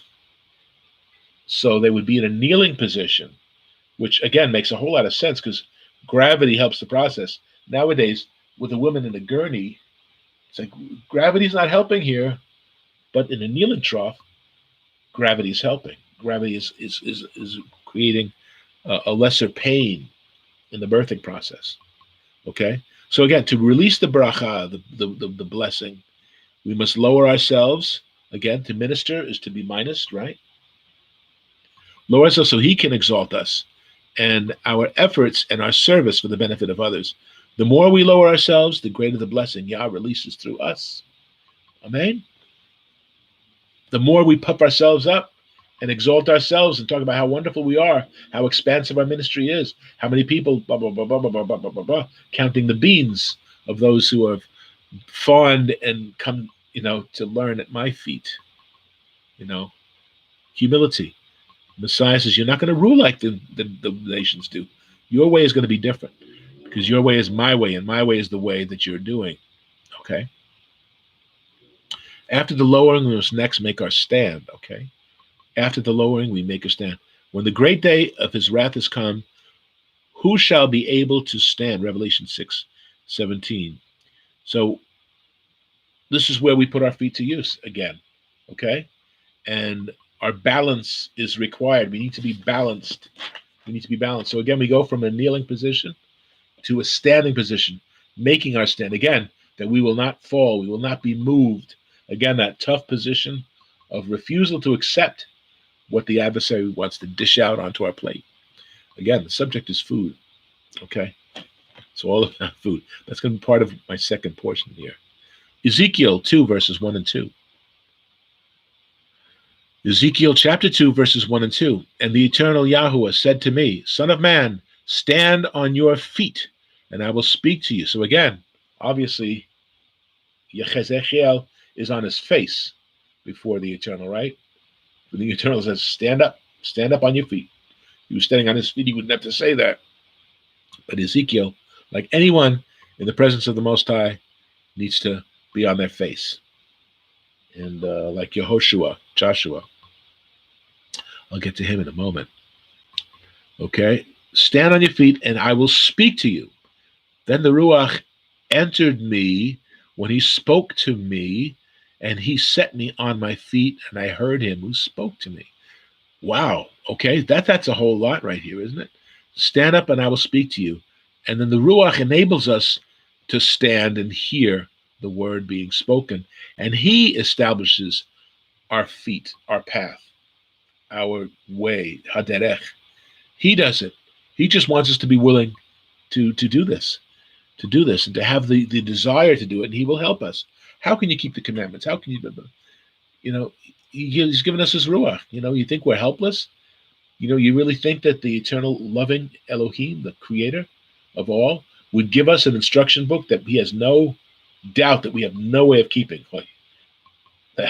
That's the loving Father you want to serve? He's given us a Torah of truth based upon reality, based upon common sense. The Ten Commandments, as I've said in weeks past, is like a mirror held up to us. Okay, well, which of these do we have a really hard time with? Okay, the adultery thing, the blasphemy, the idolatry stuff, the murder stuff, the stealing stuff, the lusting over what other people have stuff. What is the commandment that stands out saying, I just can't do it? I can't not do it. What? It's basic. It's basic stuff. Just don't do it. Lo, it says, don't do it. Don't do these things. Don't do them. And then, as Paul says, then we turn away from the mirror. We forgot what we look like. So we got to keep that peering into that mirror. Otherwise, we'll forget about it. We go off on our own way. We turn away from the mirror. We forget what we look like. What I look like is what that Torah has. That Torah is our photograph, is who we need to be. We need to measure up. We need to study and show ourselves approved. It's basic stuff. We've been talking about that this is 19th week now. If we are determined to stand, to live a balanced life, he will help us to do so. In order for him to speak with us, he will give us his ruach as his word reaches us. Faith comes from hearing from the word. And again, in order. And the word order, seder, when we say, Mashlamcha, how are you doing? You answer, and you call Beseder, everything is in order. And the Passover meal is referred to as the Seder, which is in order, the order. Everything is balanced. Everything is in place. Nothing is disruptive. If we move with the right ruach, with the right motivation, it's balanced. It's balanced. We're not going to topple over. He won't allow us to fall. He won't allow us to topple because we will make a stand, and we will stand firmly. Okay? Now I'm going to Romans, the book of Romans, chapter 5, the first two verses. Romans 5, 1 and 2. Therefore, having been justified by faith, we have shalom, peace with Elohim, through our Adon Yeshua HaMashiach, our Lord Yeshua the Messiah, through whom also we have access by faith into this grace in which we stand, and rejoice in hope of the glory of Elohim, the consideration of the glory being much more than just bright, but also the idea of the brain, the mind to consider, to meditate over, to consider, to weigh, to come to understanding. And then chapter 14, verses 4b, to his own master he stands or falls. Indeed, he will be made to stand, for Elohim is able to make him stand. So we are told that we will stand and he will speak to us. He will communicate to us if at least we're willing to move. Some people have been told that the faith in Messiah is extremely passive. You don't do anything really. If you do anything, he might take it that you're trying to earn it, that somehow you're trying to outgive him, which you can never do. And you know that he can never love you more or less, depending on anything that you do. No, that's not true. It's not true. That whole thing is foolish. So help us to know, to put on the mind of Messiah. He's the one who allows these things to be considered and to be weighed and not to be left wanting. Okay, Psalm 40, verse 2. I mentioned that before. You brought me out of the miry pit, and set my feet upon the rock, and established my goings. He is the rock. Messiah is the rock. He's firm and stable. He's not going anywhere. He's not to be brushed aside. So we who follow him need to be that same way, to be stubborn and to not be moved. Not to be moved. We're not to be cast aside. Isaiah 52, verse 7. Isaiah 52, verse 7. How beautiful upon the mountains are the feet of him who brings good tidings, that publishes peace, and brings good tidings of good, and that publishes salvation, that says to Zion, thy Elohim reigns. Amen. And the word for salvation, of course, is Yeshua, who publishes Yeshua. Good tidings, Besar. And I'm going to get into that in a minute. With regards to the word for Besar, for news, is also the word for meat, for flesh. And what does that have to do with this? You're going to see. Proverbs 4, verse 26. Ponder the path of thy feet, and let all thy ways be established. Turn not to the right hand, nor to the left. Remove thy foot from evil. So it's our own volition, it's our own choice.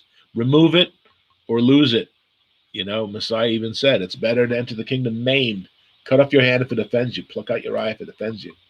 And, it's better to be entered. So desperate are we to meet his standards that disfigurement was an option. And of course, he's speaking with hyperbole here, that we should not be disfiguring ourselves or mutilating our bodies. But that's the stakes. That's what the stakes are. Matthew 10, verse 14. Again, this is a warning. Whoever shall not receive you, nor hear your words, when you depart from that house or city, shake off the dust from your feet. A sign of reproach. Sign of reproach. The book of Ruth. Remember the closest kinsman redeemer was the one who gave over the rights. And by doing so, he had to take off the shoe. Again, these are all symbols of the feet, the work, the efforts involved. Yehoshua chapter 5. I'm going to be just a little bit longer in this because I really want to get this through. Okay. Yehoshua chapter 5, verses 10 through 15. After Passover takes place, verse 13. And it came to pass when Yehoshua was by Jericho that he lifted up his eyes and looked, and behold, there stood a man over against him with his sword drawn in his hand. And Yehoshua went to him and said to him, are you for us or for our adversaries? And the man responded, no, but as captain of the host of Yahuwah, I am now come. And Yehoshua fell on his face at his feet to the earth and did worship, again, the lowering of himself, and said to him, what says my Lord to his servant? And the captain of Yahuwah, host, said to Yehoshua, loose your shoe from your foot, for the place where you stand is kadosh, is holy. And Yehoshua did so. The sign of removing of your feet on holy ground is also spoken of in Exodus 3, verse 5. Yahuwah says to Moshe from the burning bush, take off your sandals, you're on holy ground. So again, the feet, the details of the keeping the feet pure and holy, kadosh. Your feet are being sanctified. Moshe went on to do great works. Yehoshua went on to do great works from this gesture of taking off your feet, off your sandals. The Talmudim, the disciples of Yeshua, went on to do great works when they took off their sandals. They took off their shoes. Okay? If we ever intend to enter boldly into his presence, it must be done without shoes and having our feet anointed first. Okay, and we see in Ephesians chapter 6, verses 13 to 18, the full armor of Elohim, that the feet need to be shod with the preparation of the gospel of peace. Now, the day after Passover is the day of preparation. Okay, Israel prepared to leave captivity, and with disciples, they had an uncertain where their path would lead them on this day. The Messiah had been arrested. He was killed and buried. And the night time, which is the night of the observations, of the vigils, they were concerned about where they were going, whereas the children of Israel were on their way out of Egypt. So either way, we are moving. We need to move. We need to go forward. Psalm 119, verse 105. Thy word is a lamp to my feet and a light to my path. I said that before. The true path leads to the doorway, the refining crucible, and the melting pot for the metals. That severe tests and trials come about. We're leaving Egypt, but we're going to a place of uncertainty in the middle of the night. So we are trusting, just as Avram left his familiar digs in order to pursue Elohim's way, that he would show him the place where he would need to go. So Exodus chapter 12, we see the Passover instructions, which are appropriate for this time of the year. Verse 7, take the blood of the Passover lamb and strike it against the two side posts and the upper post, the lintel of the house, wherein they shall eat it. And don't leave until morning. Verse 22. Verse 11, eat with your waist belted, staff in your hand, and shoes on your feet. It's no coincidence that Passover is the beginning of the months. The start of the year, it begins with the people consecrated and galvanized for their task that they need to be working into. And they are one bread, unleavened. They're going from slaves to princes, and they're elevated, and they're moving with purpose to a great future. And the door of obedience today is the tree of sacrifice, the stake, the execution stake, okay, otherwise known as the cross, okay, wood stained with the blood of the covenant. The place of sacrifice, Golgotha, is the doorway to the promised land of eternity today. That's our way out of our Egypt that we're living among ourselves. Wherever you live, it's Egypt, guys and gals. It's Egypt. Whatever society you live in, even in a decent society, we look at America, everyone keeps talking about this is the greatest country with the greatest principles ever to exist. And in the world, under the sun, it might have some truth to that. But the founding fathers were not believers as we understand. I'm not going to go into that or try to shoot down this country, because there's a lot of good people, good men and good women who are involved in its leadership and so on. There's a lot of bad too, but we won't go into that today. So again, the only way out is to acknowledge the blood on the door. And Messiah, we drink the blood. The blood on the door is external. The blood consumed through the vine is internal. So we have a better covenant, the words is built upon better promises. So not better as being something completely different, but deeper. We've been given Ruach to understand, just like Ezekiel was given Ruach so that he could stand and listen and learn from what the Eternal had to say, because the Torah has to be spiritually discerned. Can't just be understood like a traffic ordinance.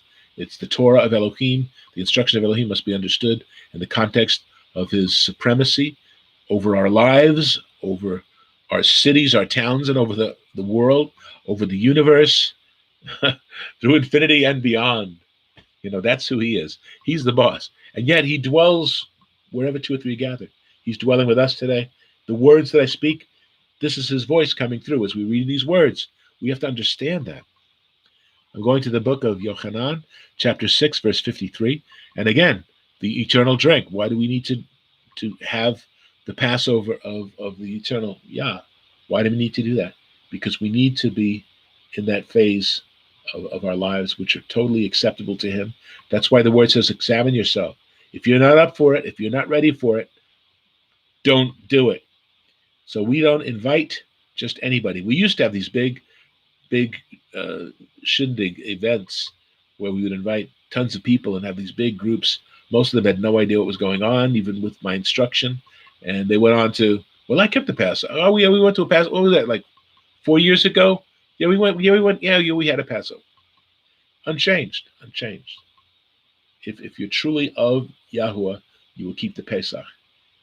Otherwise, you have no part in him, and he has no part in you. Depart from me, you workers of lawlessness, of iniquity. If we would associate lawlessness, anti-Torah, anomia, as I said a couple of weeks back, and lawlessness, go back and watch that video. Depart from me, you workers of lawlessness. I have no part in you. You have no part in me. Depart from me. Again, you are easily brushed aside.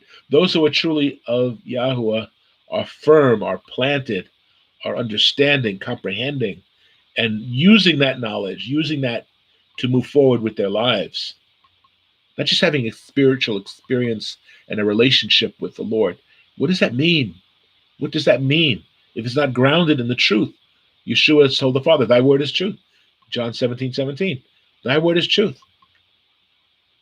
A lamp unto my feet, a light to my path. Okay, so now here comes a tough teaching that Messiah gives. Unless we eat the flesh and drink the blood of Messiah, there is no life in us. But if we obey and partake, not doing so in an unworthy manner, we have eternal life and shall be raised up on the last day. So again, that's 53 and 54. Just a little encapsulation. And Messiah, his feet were nailed to the tree. When Paul says, I am crucified with Messiah, he is nailed to that responsibility. He's nailed to that. He can't move. On top of the suffering, on top of the wasting away and the eventual asphyxiation, being on the tree of sacrifice, you can't go anywhere. You're nailed to it. You are absolutely stuck there. Oh, Father. So his feet were nailed to the tree, and there was no turning back. Our feet are currently being held to the fire, so to speak. In other words, there's responsibilities that are not getting done. And a people having been liberated have been given much, and much is required. We need to realize that it doesn't end there. It doesn't end with us saying yes to him. It just begins. We're recruits. We are being trained for specific tasks. A door that leads to life is the tree of sacrifice. It's just like you go onto a bus. Well, now the buses are free. You enter in the passenger side, so you don't have interaction with the bus driver because we are under lockdown. But normally they require exact change, right? You have to have the right currency. So what is the right currency to the eternal life that is promised? Oh, when I die, I'm going to go to heaven because I haven't stolen things. I don't kill anybody. I'm not an adulterer. Yeah, but we need to meet the requirements. We need to have the right currency. Wait a minute. Let me look at my wallet. Don't leave home without it. Have that right currency. Without that currency, you cannot buy, you cannot sell, you cannot go far in life. You can't produce the required currency. So again, I'm going to look at the Gospel of John, Yochanan, chapter 10. And this is from the first 9 verses where Messiah says, I am the door, the way of truth. I am the door, the way, the truth, and the life. No other way to the Father. No one comes to the Father except through me. I am the door. He identified with the execution stake. His suffering was why he came. He came to give us that sacrifice. In Revelation 3:20, he stands at the door and desires to share a covenant meal with us. So we must be safely within with him. And that covenant meal most likely is going to be Pesach, right? The matzah, unleavened bread. And Genesis 4:7, sin also lurks by the door. Sin lurks at the door. It seeks to have you. Messiah lurks by the door. He seeks to have you too. So which one are we trying to show favor towards? Through our absence of effort, through our absence of understanding? And again, he hasn't given us something that's so highfalutin that we need to be splitting atoms within a couple of weeks, or rocket scientists or whatever. He's given us a plain besara, a besar. And it is at this time when he says, eat my flesh, drink my blood, that we understand that the gospel is besara and it is also flesh. So by eating him, we are consuming and internalizing the gospel. You got that? So when we eat the flesh, we consume the matzah, which is unleavened. Here we go. And matzah, what is matzah? There's no chametz. There's no cruelty. There's no exploitation. There's no leaven. And it is thin. There's no leavening to puff it up. We see that it's pierced. We see that there are stripes. We see that there are welts. There are there are kind of scorch marks. So there are welts. This is what Messiah represents. He is the perfect matzah. He's the perfect bread that comes from heaven. And he requires us to eat this bread and drink this cup. And as often as you do this, we do show his death until he returns for us. So I'm going to continue here. Isaiah 53, verse 6. All we like sheep have gone astray. We have turned everyone to his own way, doing things our way. And Yahuwah has laid upon him the iniquity of us all. He is the good shepherd. There's no reason to wander. There's no reason to want. All of our needs are met in the perfect shepherd. Proverbs 3, verse 6. In all your ways acknowledge him. Yeah, but I'm just a sinner. I just got to behave. I got to misbehave. Like I said before, last week, I think, the guy asked a group of people on the street saying, who is told a lie? And everyone raises their hand. Why exactly do we need to lie? Like it's like a foible that's expected of humanity. I'm a sinner. Yeah, I'm a liar. Yeah, I'm a cheat. Yeah, I'm a fool. You, in other words, in your current state, these are all applicable epithets for who you are. Then Messiah died for nothing. He died for nothing. You stand as an affront to him. You're saying basically that your sacrifice means nothing. Your covenant means nothing. In all your ways acknowledge him, and he will direct your paths. Again, your feet will be actively pursuing the right direction. Psalm 119:33. Teach me, Yahweh, the way of thy statutes, and I shall keep it until the end. I shall keep it. I shall possess it. I shall observe it and honor it. Show me the way, teach me, and I shall keep it to the very end. Doesn't sound like a legalist to me. It sounds like somebody who seeks to honor the one who is the giver. He is the way. He has walked that path with his own 2 feet. He calls us to follow, to drop everything, forsake all, and walk even as he walked. The Via Dolorosa is not the way Dolorosa of a girl named Rosa. No, Dolorosa is a variation of the word dolor, which is pain.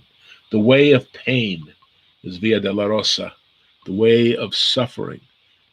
That's what he said. If you're going to come after me, you're going to have to deny yourself, take up your execution stake, and follow me. Daily. Luke, well, I think it's Luke. He throws in the word daily. Every day we are diminished.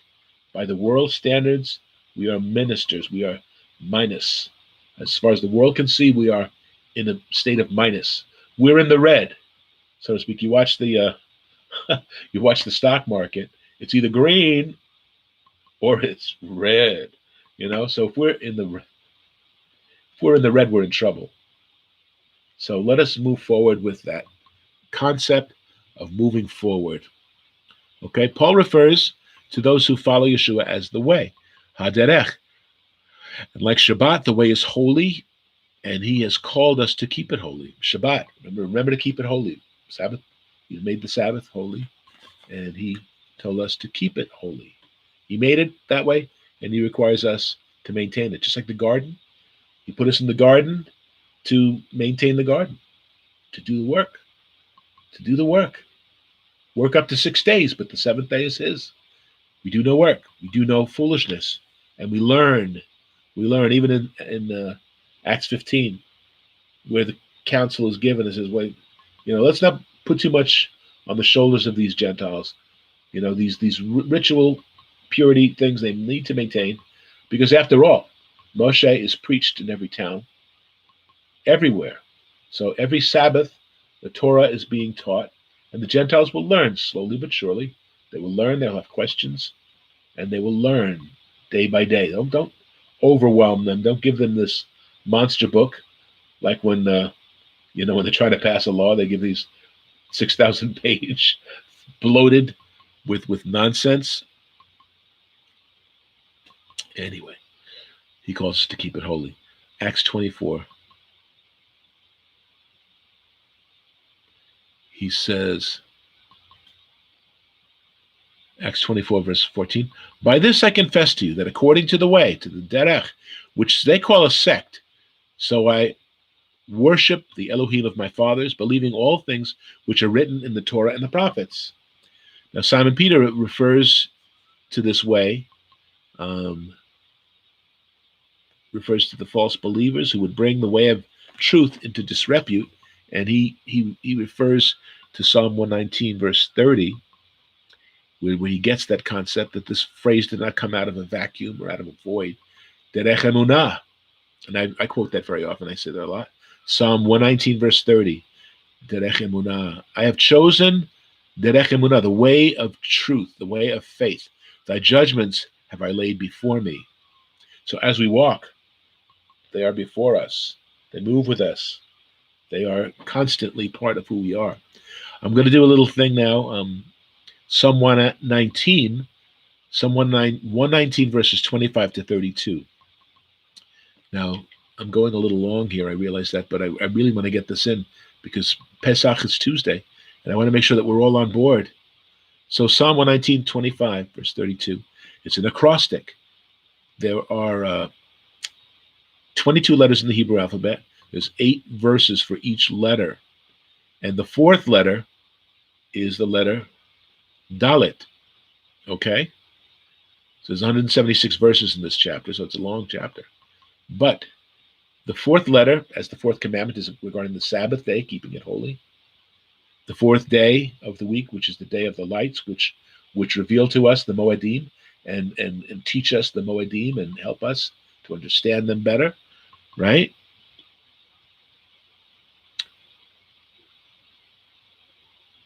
Okay, and also the 4 days of inspection between Aviv 10 and Aviv the 14th.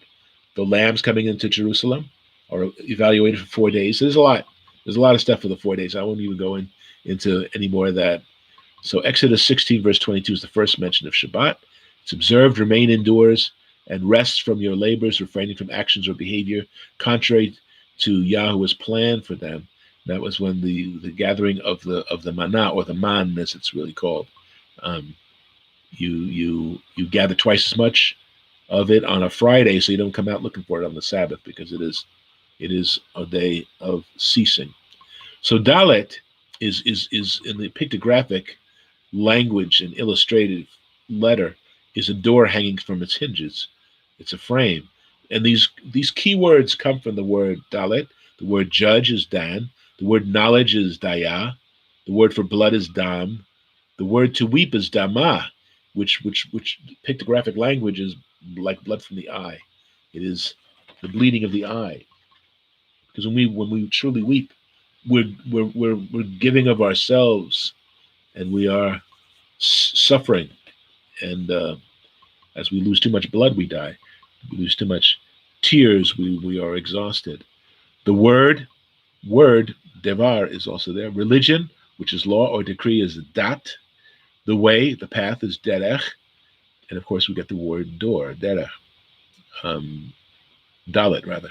So I'm going to read from verse 25 on, and at the same time, I'm going to give you the first letter of each of these verses is the Dalet, and why it is there, okay? So verse 25, my soul clings to the dust. Revive me according to your word. So in other words, the psalmist is alone and desperate, and the first word is davka, which is to cling. Verse 26, I have declared my ways, and you answered me. Teach me your statutes. Teach me your statutes. Teach me. And in other words, my ways are inadequate. I'm surrendering. Again, the word here is derakai, which is my ways, derech, my ways, derachai. 27, make me understand the way of your precepts. So shall I meditate on your wonderful works. And again, this is derech, the way. Make me understand the way of your precepts. So shall I meditate on the wonderful works. So again, we're foregoing our ways. We're crying for him to teach us his ways. Okay. 28. My soul melts from heaviness. Strengthen me according to your word. And again, it's dalfa, which means to melt. 29. Remove from me the way of lying and grant me your Torah graciously. So again, this is derech, the way. Okay. 30. I have chosen the way of truth. Your judgments I have laid before me. Again, this is our own volition, our own choice. Derech is the way. Okay, the first word. Verse 31, I cling to your testimonies, Yahuwah. Do not put me to shame. The first word is davakti. Again, the word I cling. Just like in the first verse, 25, I cling to the dust. Now he clings to the testimonies of Yahuwah, that he would not be put to shame. He no longer clings to dust. He clings to the word. Verse 32, I will run the course of your commandments. You shall enlarge my heart. Again, the word derech, the way, the course. We must choose between the way of lying and the way of truth. Have your feet been washed and cleansed? Our path, derech, the way, the way, the way. We need to be on the right way, doing the right things, thinking the right thoughts. As Mashiach does, so must we. As he thinks, so must we. The decisions, we must be guided by his standards, not our own. Because when we do our own, we're clinging to the dust. When we cling to him and his words, we experience life and truth. Thy word is truth. Exodus 29, verses 19 to 21, talks about the consecration of the Kohanim, the priests, and the washing. Exodus 30, verses 17 to 21, we see the laver, which is created to be a washing instrument, okay? The mikvah, the gathering of the waters, is used for the baptism, which is, again, the waters, which serve as a burial, a dying to self, and a being raised from death. Orchatz, let us wash. This takes place before the bread and the wine of the new covenant. So we must be washed before we can partake of the bread and of the wine. There's an order. Ephesians 5, verse 15. See that you walk circumspectly, not as fools, but as wise, redeeming the time, because the days are evil. The days are evil. So see that you walk circumspectly. The word is blipo, which means to make a complete circle, cautiously and guarded, carefully, cautiously, circumspectly. We don't walk like fools. We don't walk like fools, barging in like the Day of Atonements. You read Leviticus 16. It says, hey, you guys, listen. You can't just come in anytime. You have to come in this day, the 10th day of the 7th month. That's your day. Then you come in and do specifically what I tell you, not just making it up as you go along, specifically. And Torah is specifics. So we need to trust the word, lamp for our feet, light for our path, be washed by the renewing of our minds, engage the course, reflect on the journeys which start at Pesach, and enjoy the journey. Don't begrudge it. It is a wonderful journey. Life is a wonderful thing. It could be so rewarding, and yet it could be also so wasteful. I'm reading from Psalm 128. I'm winding down, guys. I'm sorry. I'm going a little longer. Blessed, barach, again the word barach. Blessed is everyone who fears Yahuwah, who walks in his ways. And again, walking in his ways, unlike the lost sheep who have gone astray and turned to their own way, according to Isaiah 53:6. We walk in his ways, like we just read from Psalm 119. We're not doing it our ways anymore. We have to do it his ways. Otherwise, we're clinging to the dust. You want to cling to the dust? You could roll around on the floor, accumulate dust bunnies. I don't think that's a specifically good idea, however. I'm going to the book of Habakkuk. So we visited some of the minor prophets today, which I love. Habakkuk, chapter 3, verse 19, the very last verse. The last words from Habakkuk in history that we have to cling to, okay? It says, Yahuwah Elohim is my strength. He will make my feet like a deer's feet, and he will make me walk on my high hills. And when I read this, I remember the ibex, who was a mountain goat in Israel, and their feet are amazing. Their feet are amazing. They can scale a nearly vertical wall or a sheer cliff face with little effort, and they train their little goatlings to follow after them, learning to climb up and climb down, and it's like amazing. It's like they're walking like spiders, but their hooves are made. They're split hooves, and they got this sponginess in their feet. Well, YouTube, go check them out. The ibex, IBEX. Check for yourself. You're gonna see them walking on this wall like this, coming down a wall. It's like amazing. Okay, so when I don't doubt that Habakkuk was referring to the deer's feet like this. You make us walk on my high hills, straight up. You make me so. In other words, make me sure-footed, confidence. Give me that sure-footed confidence that we don't stumble, that we don't allow our own plans, our own ways to get in our way. Our ways get in the way, so we need to remove them from the way and allow Him to be our way. The Word. Okay? Give me sure-footed confidence. And again, the word confidence, confidence, confidus means with faith. So when we're confident, we are moving with faith.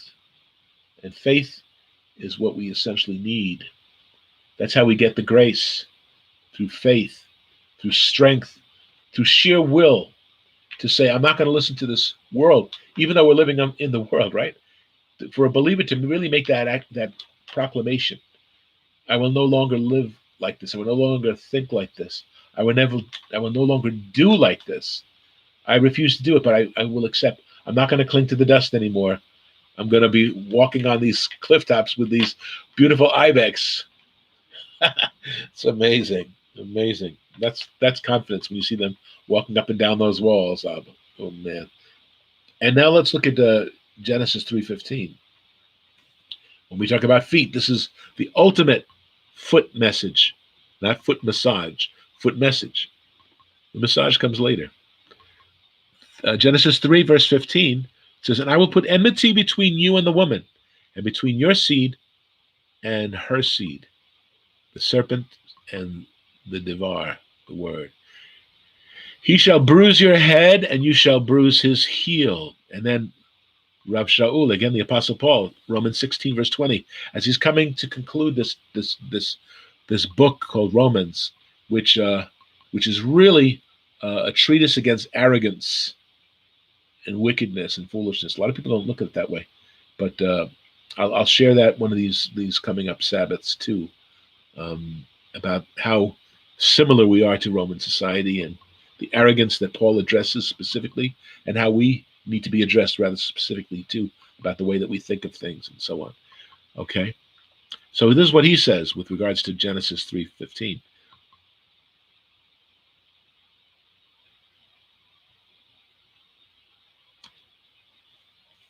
Where am I? Okay. And the Elohim of Shalom, in other words, the Elohim of peace, will crush Satan under your feet shortly. The grace of our Adon Yeshua HaMashiach be with you. Amen. Is how he gets joyous to the conclusion. So again, he's well aware of this verse, and Satan will be crushed under our feet. So we, as part of the body of Messiah, just as Messiah in the book of Acts, when he cries out to Paul, Shaul, who's seeking to persecute the believers, he cries out to Shaul, he says, why do you persecute me? Persecute you? Well, when you persecute Messiah, you persecute his body, those who are his representatives upon the earth. So that is us. Satan will be crushed under our feet. We will be part of this victory. We will be part of this victory. So this is a great encouraging word to end upon. Yehoshua 23, verse 16. And he's ending this book with a caveat, with a warning. And so do I end my message here. Yehoshua 23, verse 16. When you have transgressed the covenant of Yahuwah, your Elohim, which he commanded you, and have gone and served other Elohim, other gods, and bowed down to them, then the anger of Yahuwah will burn against you, and you shall perish quickly from the good land which he has given you. So he will evict the tenants who break the terms which are stipulated in the contract of the lease. You no longer have any reason to be living here. I ripped this up. You broke the contract. See, in the world, we see these things really happening, but we just think that everything here is spiritually, or that's, and we think of spiritual as allegorical, not literal. Spiritual is more real than real. It exceeds the three dimensions. It is reality beyond our concept of reality. Okay. So we will be evicted if we do such behavior, and quickly will we be. And again, I refer back to Galatians 1, 6, and 7. I marvel that you are turning away so quickly, away from him who called you in the grace of Mashiach to a different gospel, which is not another, but there are some who trouble you and want to pervert the gospel of Messiah. Hello, hello. And again, I'm not saying I'm a voice crying in the wilderness, nobody's preaching the right word. But I'm telling you, not too many people share this. So if you're going to continue to listen to us, you should make note of the things that sound off. Make sure that the points that I make to establish a specific thing needs to be researched. Don't take my word for it, please. Pervert the gospel, the besar, the flesh, the meat of the gospel, the meat of the word. We talk about the meat of the word. That is the besar of the gospel, right? Interesting play on words that we have in the Hebrew today. A lot of really good lessons in the Hebrew today. With Pesach approaching, with our feet washed and prepared and equipped to deliver the true gospel, we must follow his steps, who committed no sin, nor was deceit found in his mouth. We saw that early in Peter's writings. Our feet, the regalim, must pursue the regalim, the pilgrim feasts, the appointed times of Yahuwah. Stay to the derek emunah, the path of truth. Stay to it. His word is truth. Bow down to him only. Examine yourself and make sure that you are prepared to partake or don't. Or don't. You don't like me to end on that note, I'm sure. Or don't. The old expression, no skin off my nose. But I would pray that we would all be in that number, like that old drunken song from Mardi Gras. Oh, when the saints are marching in. I want to be in that number. Oh, yeah. Oh, yeah. It's so funny that song is talking about the coming of the Lord. And it's always, you always see that at Mardi Gras where people get drunk. You know, Mardi Gras, Fat Tuesday. Let me sin. Let me go to the brothels. Let me eat obscene amounts of food and drink till I'm vomiting in the streets. I'm having a good time. Hello. Hello. You know, once you've been enlightened, this is extreme foolishness. I pray that it is to you extreme foolishness and walk away from it. So I'm going to end on that note.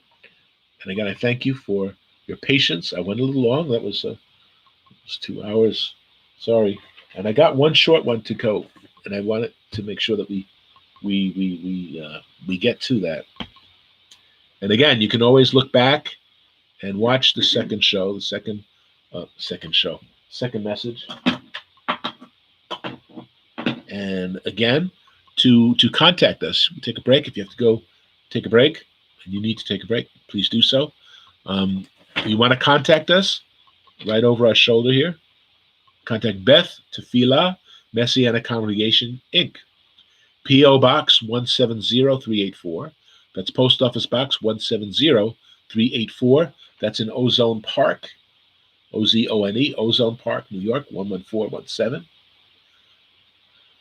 Okay, and again, our email is milkakkorn@aol.com. You can see my phone number there. Again, I'm not going to mention it, but if you can see it, get out a magnifying glass, and you can contact me. That's definitely cool. Anytime. I say that with some reservations. Anytime. So at this time, we're going to go right into the Devarim in the book of Devarim. We're going to go into the book of Deuteronomy, chapter 5.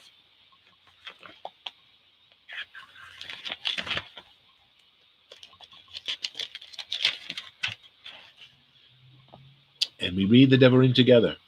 And Moshe called all Israel and said to them, Shema Yisrael, the statutes and judgments which I speak to you in your hearing today, that you may learn them and be careful to observe them.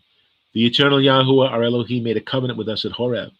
The eternal Yah did not make this covenant with our fathers, but with us, those who are here today, all of us who are alive. And let me just pause for a second. Remember, Yeshua says that Elohim is the Elohim of the living, not of the dead. So he actively involves himself with those who've got a pulse.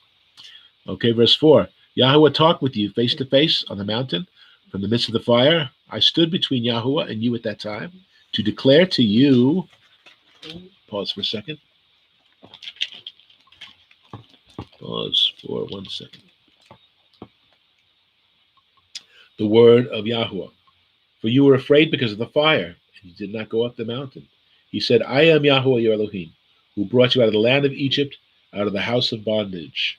You shall have no other Elohim before me. You shall not make for yourself a carved image, any likeness of anything that is in the heavens above, or that is in the earth beneath, or that is in the waters under the earth.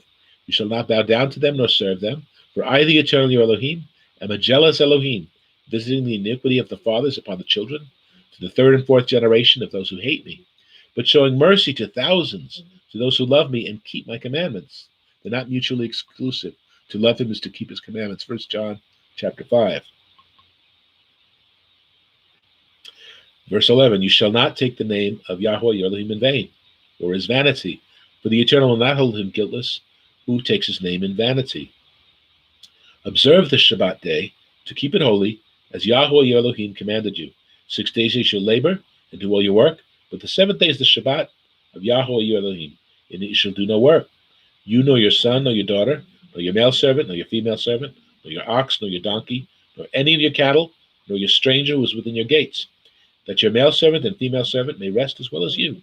And remember that you were a slave in the land of Egypt, Mitzrayim, and the eternal Yahweh, your Elohim, brought you out from there by a mighty hand and by an outstretched arm. Therefore, Yahweh, your Elohim, commanded you to keep the Shabbat day. Honor your father and your mother, as Yahweh, your Elohim, has commanded you, that your days may be long, that it may be well with you in the land which the eternal Yah, your Elohim, is giving you. You shall not murder. You shall not commit adultery. You shall not steal. You shall not bear false witness against your neighbor. You shall not covet your neighbor's wife. You shall not desire your neighbor's house, his field, his male servant, his female servant, his ox, his donkey, or anything that is your neighbor's. These words the eternal Yahweh spoke to all the assembly in the mountain and from the midst of the fire, the cloud and the thick darkness, with a loud voice, and he added no more. And they wrote them on 2 tablets of stone and gave them to me, who's Moshe. Mm-hmm. Now, which of those are you still having no luck in keeping? No, absolutely, I can't possibly keep that. That is, I just can't do that. It's too impossible. It's too constrictive. It's too legalistic. Okay, that's what you say. And let me just say a brief prayer. Avinu Malkeinu, our Father, our King, we thank you again this day. We thank you for your Shabbat. I pray for all the homes that are maintaining the sanctity of Shabbat, that are hearing your word being preached from Torah, that are hearing your words, that are agreeing, that are not agreeing with me, but making their home secure, Abba, not clinging to dust, but clinging to you, clinging to your truth, to your standard, clinging to the only way, the truth, and the life, Father. Help us this day. And again, I pray for those who might be ill, those who are fearful of this illness that's a plague upon the land. And I just pray, Father, that you keep us safe, keep us focused and doing what we need to do. And again, like I said at the beginning, I pray that we do the research and keep Pesach this Tuesday and the first day of unleavened bread on Wednesday, Abba. And look for themselves. Those who started the week later or week later than us, let them see for themselves that they're going against the word that's been laid out for us concerning the only documentation regarding our the calendar, which is in these 2 books, which say we don't go beyond 52 weeks. 53 weeks and 371 days will not do. Your word warns against it, Abba, and I pray that we pay attention to this. But I pray, Abba, that we prepare our hearts, and I'll be speaking a little further on these matters, Abba. I just pray that you anoint us, the speaker and the listener, that we work together and accomplish great things together. And we give you thanks for all things in Yeshua's holy name. Amen. B'Shem Yeshua. Amen. In the very name, in the teaching of, in the presence of, in the word of. Amen. Amen. So I thank you again for bearing with us. And we still got a little ways to go.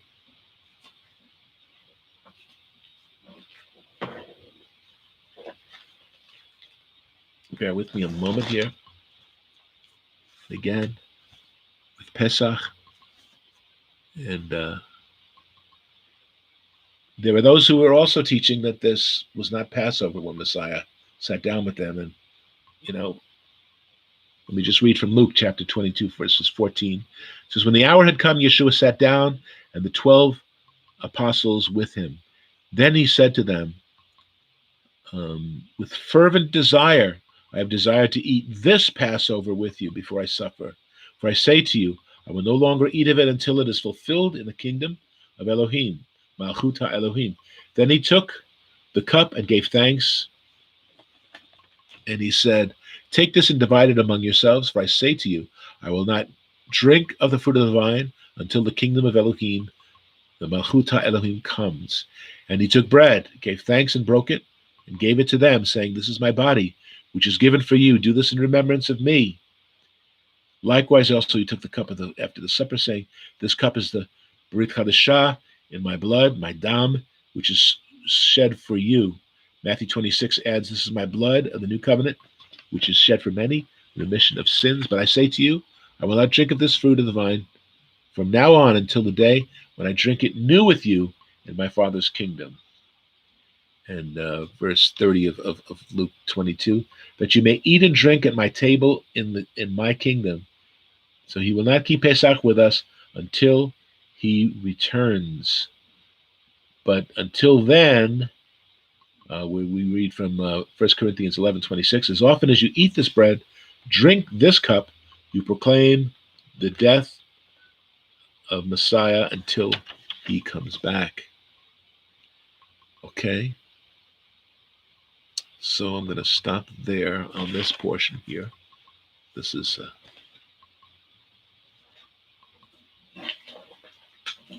going to be considerably shorter, thankfully. Toda Rabah. For Pesach. And this is the food for thought portion of our message. And another little play on words there, because I'm going to be talking about food.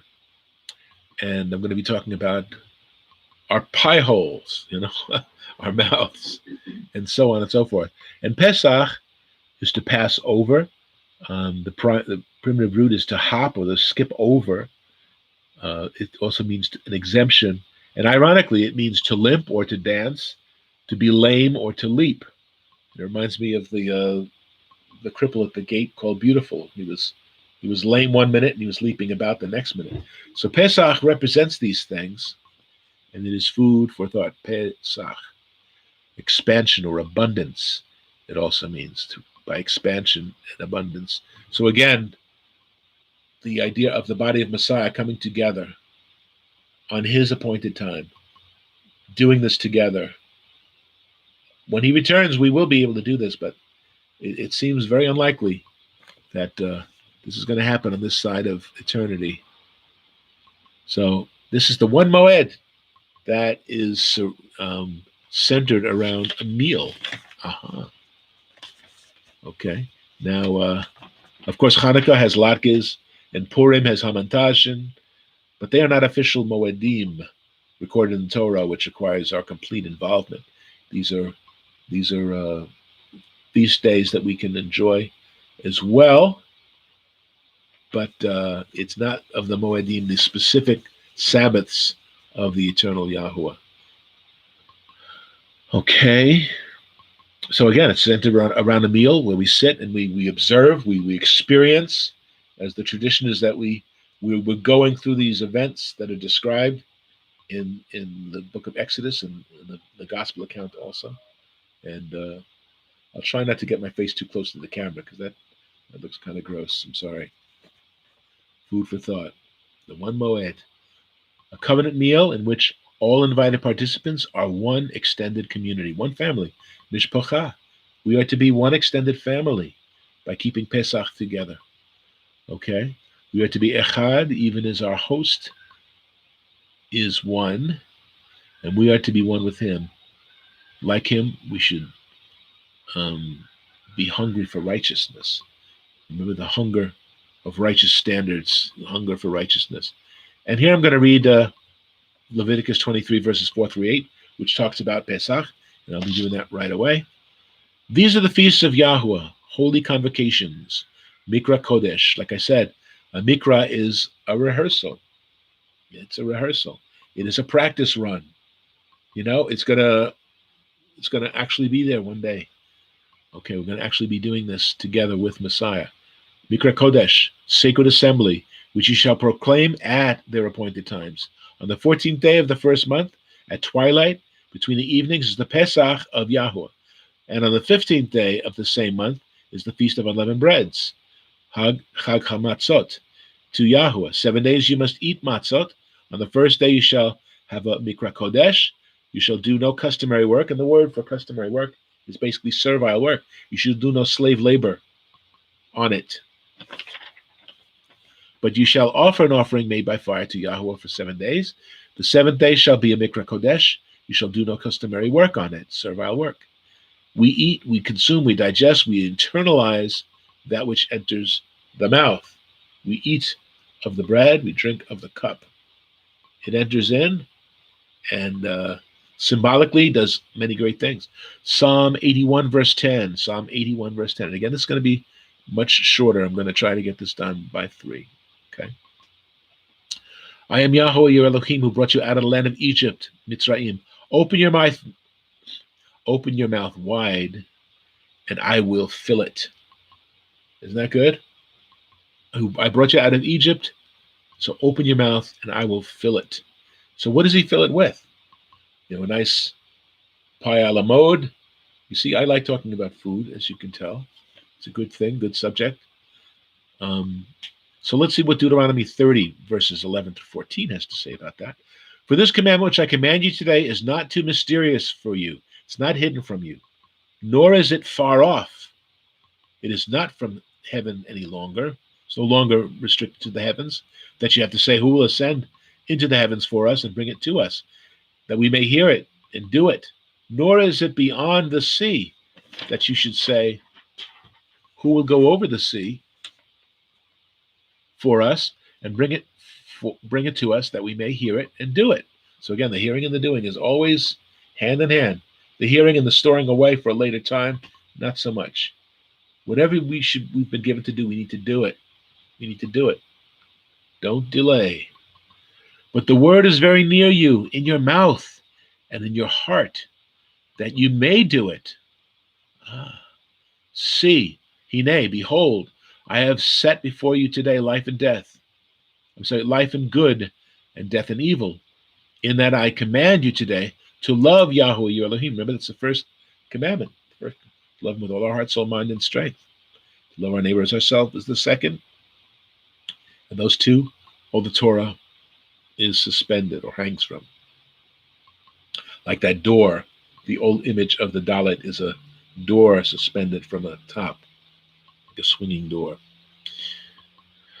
Okay, love your Yahweh, your Elohim, to walk in his ways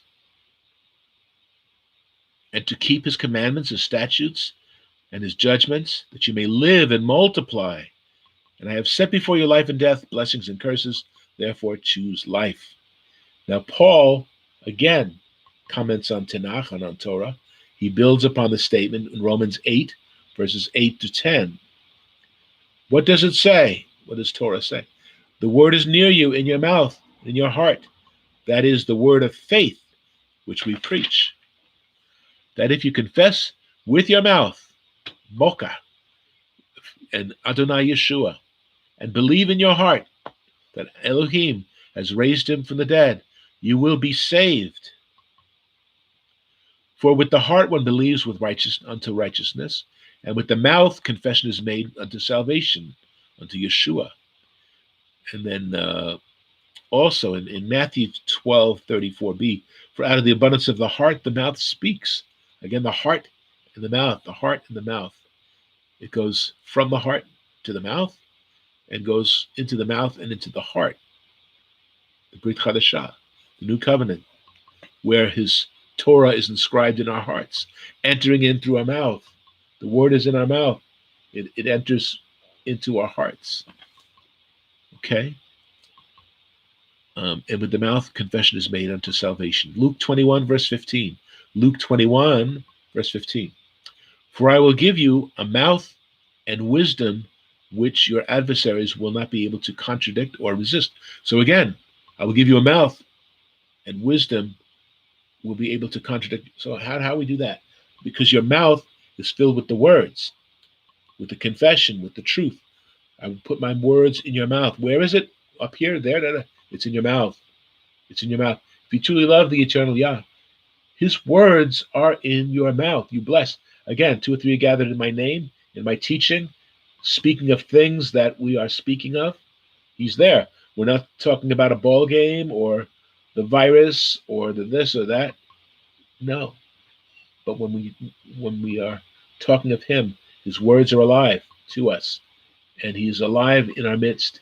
And we are able to cling to these things. Okay? So nobody will be able to contradict this. If the word is in our hearts, in our mouth, wisdom will proceed. Okay? Proverbs 13, the first 3 verses.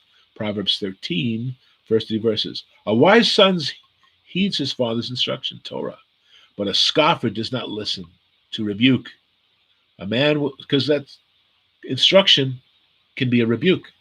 The Lord loves those that he chastens, or he chastens those that he loves, right? So sometimes we hear something that kind of works against the grain. This isn't saying how nice I am. It's telling me, what a jerk I've been lately, and I need to straighten out. Okay, so a wise son will heed his father's instruction, but a scoffer does not listen to a rebuke. A man shall eat well by the fruit of his mouth. Interesting. Because it comes out of the mouth, and it goes into the mouth, and goes out of the mouth and into the mouth. A man shall eat well by the fruit of his mouth, but the soul of the unfaithful feeds on violence. He who guards his mouth preserves his life, but he who opens wide his lips shall have destruction. Wow, okay. Malachi, my messenger is his name, literally mean. Malachi 2, verses 4 through 7, and then 7 through 8. Okay.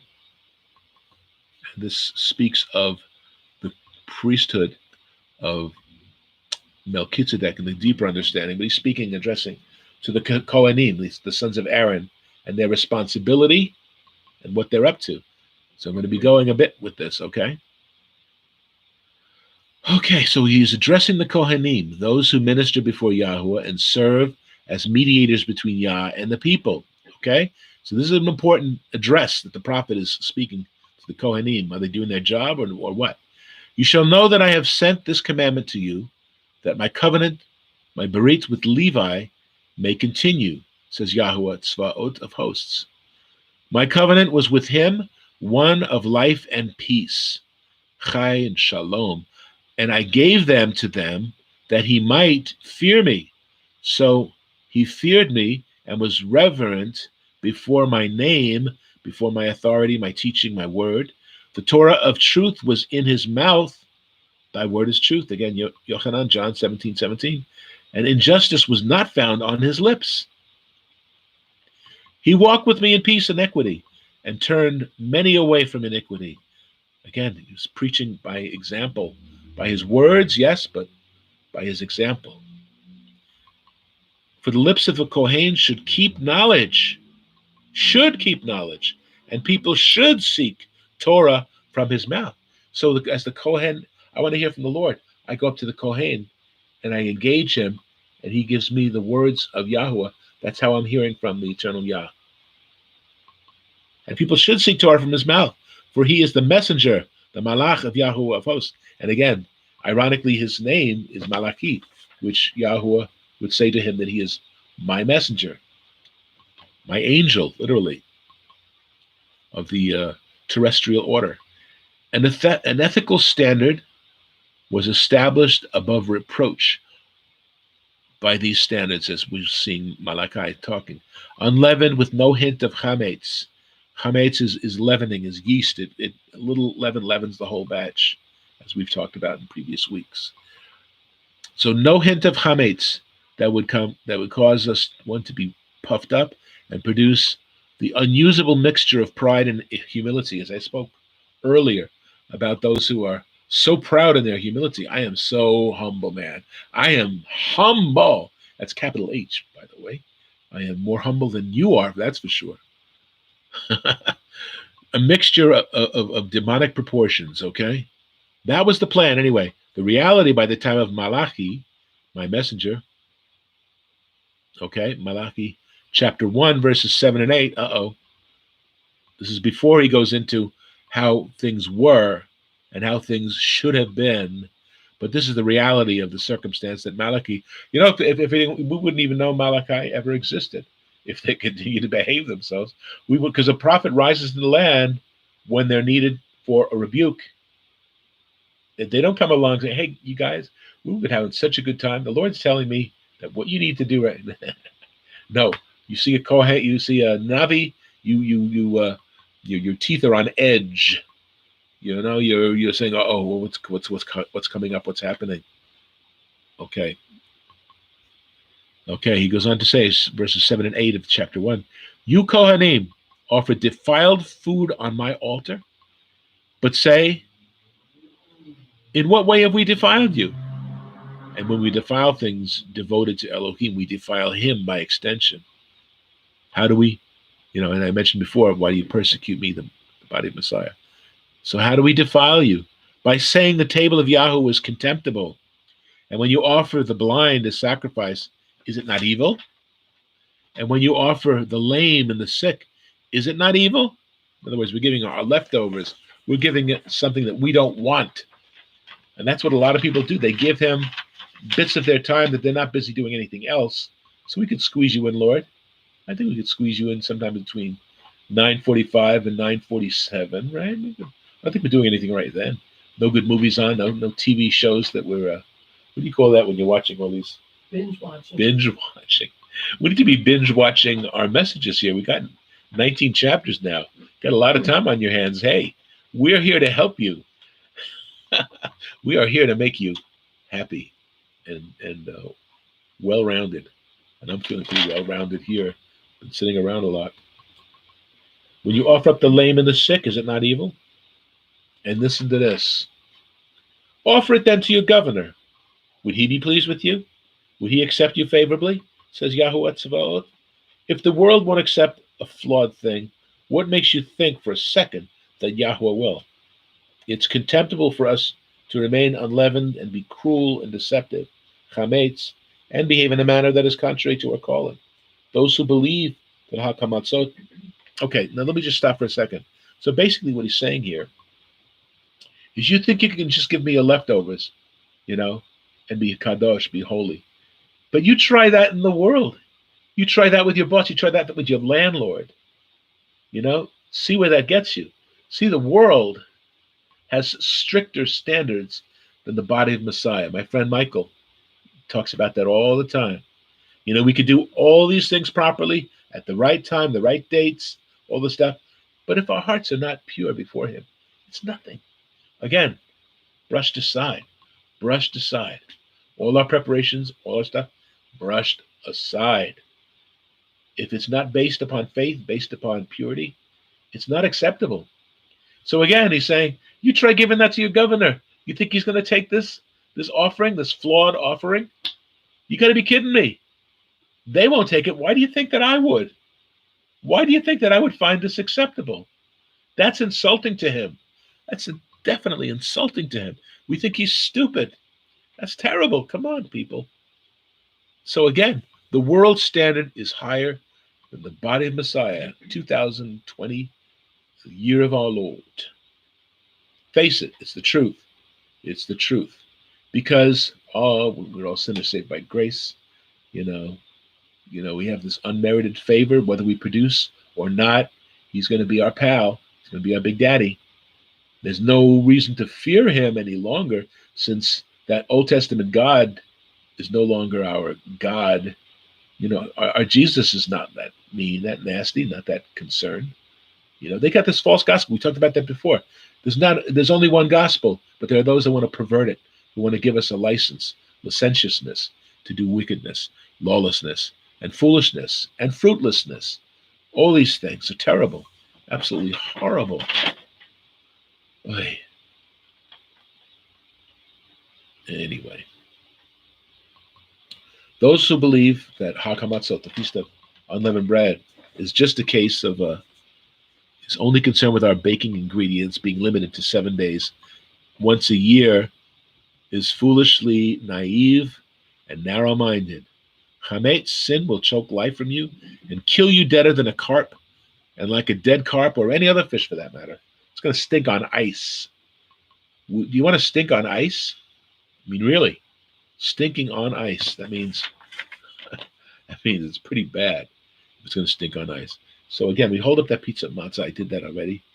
I got that in my notes here. So again, this represents Messiah. Wait a second. Who else does that look like? Wait a minute. This looks like Messiah, right? Who else does this look like? Oh, wait a minute.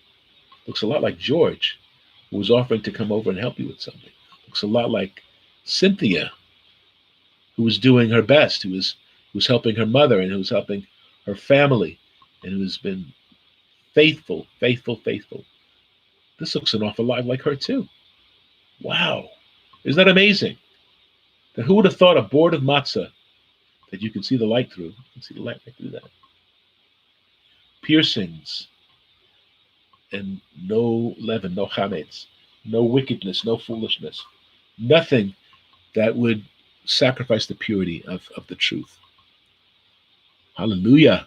This is good. There's no chametz to gum up the works and fail us to meet our minimal obligations to become and to remain B'nai Elohim, the sons and daughters of the Most High.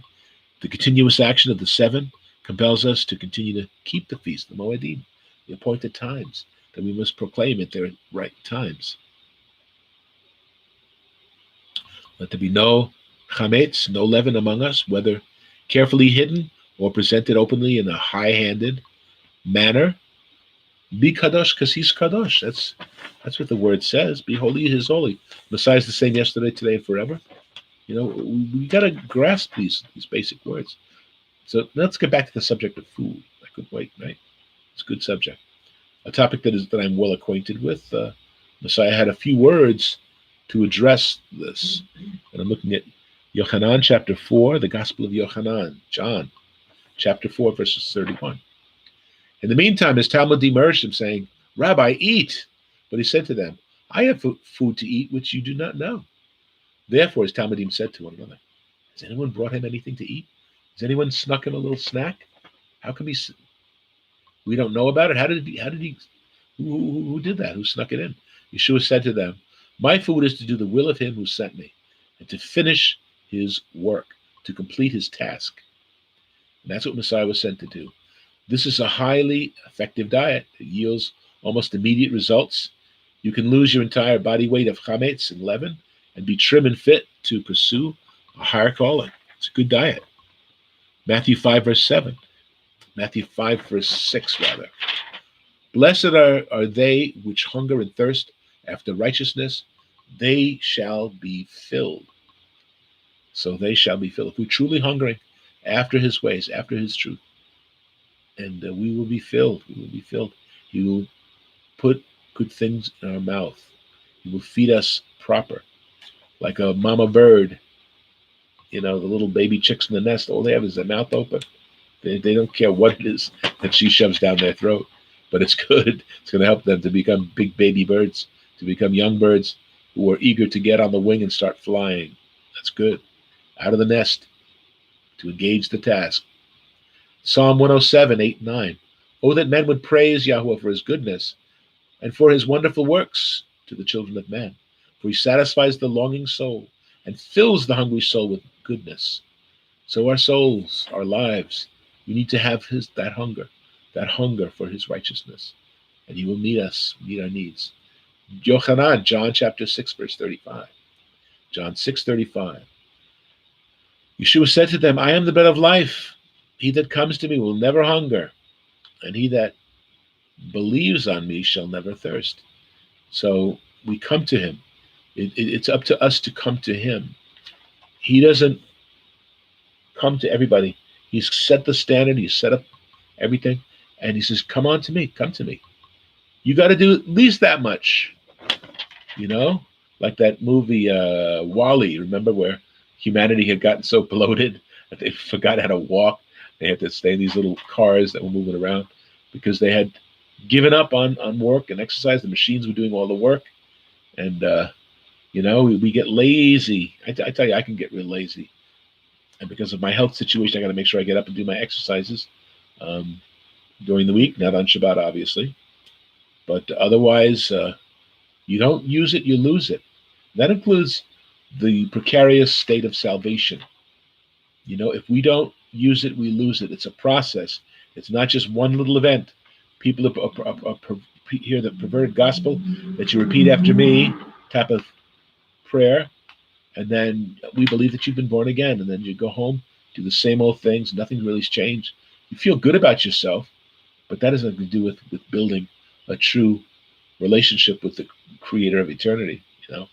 Anyway, I told you I'd be finished by 3. It's a little bit, by 2.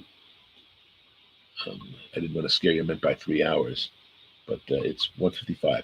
I still might get it done by 2. Okay, but we're not racing through this. I want us to enjoy this walk, taking the scenic route. The scenic route. We're not in the express lane.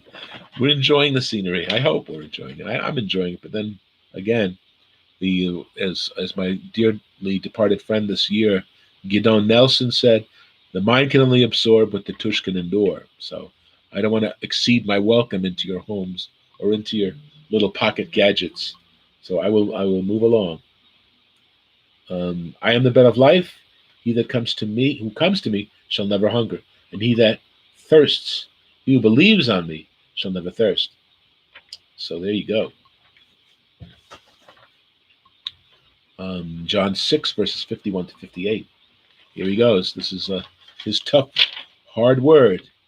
I am the living bread, lechem chayim, which comes down from the heavens. If any man eats of this bread, he shall live forever. And the bread that I will give is my flesh, which I will give for the life of the world. The Judeans therefore strove among themselves, saying, how can this man give us his flesh to eat? And again, basar. It means news, good news. It also means flesh. You got it? We don't get that play on words in the English, but can you see it? His flesh is the gospel. When we eat and drink the good news, we are ingesting the flesh. We are ingesting that which will enrich and strengthen us. Then Yeshua said to them, Amen, Amen. Verily, verily. I say to you, except you eat the flesh of the Son of Man and drink his blood, you have no life in you. And Leviticus 17:14 tells us, the life of the flesh is in the blood. The life of the gospel is in the blood of Messiah. You see how the words that are chosen in Torah, and Tanakh, and Brit Chadashah, they're all there. And again, we're not preaching transubstantiation here. There's nowhere in the scriptures that bears any weight, where you literally eat the bread, drink the wine, and it becomes flesh and blood inside you. Not so much. That doesn't happen. We do this in remembrance of him. We don't do this to literally cannibalize him. Okay? And then he goes on to say, whoso eats my flesh and drinks my blood has eternal life, and I will raise him up on the last day. For my flesh is meat indeed, basar, gospel, flesh, and my blood is drink indeed. We need to internalize the gospel, basar. Verses 56 to 58. He that eats my flesh and drinks my blood dwells in me, and I in him. As the living Father, El Chai, has sent me, and I live by my Father, so he that eats me, even he shall live forever. This is that bread which comes down from heaven, not as your fathers did eat, the man, which means, what is this? What is it? Man. It's these flakes on the ground in the morning. What is this? It's man. Let's cook this. Let's make this into bread. So it was a mystery to them. What is this? It's a mystery. The gospel is a mystery to many people. The true communion, so to speak, is a mystery. People think that the churches do it once a month or whatever, and others do it every week or whatever. It says as often as you eat this bread, drink this cup. That was during the context of Pesach. We will do this for the whole week. We have our little prayer meeting on the conference call where we take the bread and the cup again all week long. So it's 7 days plus the Pesach. So we do this. We eat this bread drink this cup for the full 8 days. You're welcome to come along with us and do so. Mystery. So this mystery source of nourishment, okay, is the Brit Chadashah, the Kadash, the newness, the Brit, the covenant, which is cut, not made, as the Basar, the gospel, in Messiah's flesh. And they are dead. The Messiah continues, they ate manna in the wilderness, and they are dead. They did not receive it with faith, did they? To inherit the land of promise. They didn't do that. He that eats of this bread shall live forever. See, there's a lot of people of the Bnei Israel who are in the wilderness saying there's no way that we've got taken from Egypt and we're not going to go and see the promised land. I can behave any way I want to behave, surely. Why do I have to behave a certain way? Why? He already did this for me. He got me out of Egypt. I saw his wonders. I saw the Sea of Reeds parting. That's all I needed to do, was to see it, to believe it happened, not to actually do anything about it. That somehow my behavior would need to be modified, no longer have a slave mentality. Incidentally, if you want to see any of Dinesh D'Souza's statements about the history of this country with regards to a lot of interesting facts, very interesting. Anyway, jumping to verse 61, it was a hard saying. Who can hear it, they said. Verse 63, it is the Ruach that quickens or gives life to your flesh. That gives life. But the flesh profits nothing. Your flesh, your flesh profits nothing. Your Besar means nothing. My Besar means gospel. Flesh and blood cannot inherit the kingdom. So our mortal existence cannot take the next step into the Malchut HaElohim, the kingdom of Elohim. The words that I speak to you, they are Ruach, and they are life, and they need to be that which is spiritually derived, that must be spiritually understood. So again, this is more than food for thought. It's a call for action. It's a call to assemble. It's a call to galvanize. Pesach is meant for us to come together right now. To come together right now and to understand the calling that we have on our lives. That's essential for us to grasp this. And I'm praying that you do. I'm praying that you do, and that you give this a chance. A year ago, I would have said, I can't do this if I don't really understand it, but we're learning. We need to remain teachable. And I thank you for listening. I'm going to conclude at this time. Okay. I didn't think I'd be able to do this whole thing today. But again, I thank you for your attendance and your faithfulness, checking us out. Some of you have been watching every week. I wish we'd hear from you to know what's going on and to be able to pray with you and to debate or converse, learn from each other. So again, I really thank you. I really appreciate you guys tuning in and listening to me for almost 3 hours. But again, I thank you for your attention, and I pray that we take this going forward, Pesach, the idea of the Passover, that we have to take this absolutely seriously. And the Feast of Unleavened Breads, again, that we don't wait for this week to get rid of the leaven from our homes. The leaven is in our souls and our unregenerate nature. We need to sacrifice that and move forward with purity and be perfect, even as our Heavenly Father is perfect, as Messiah said.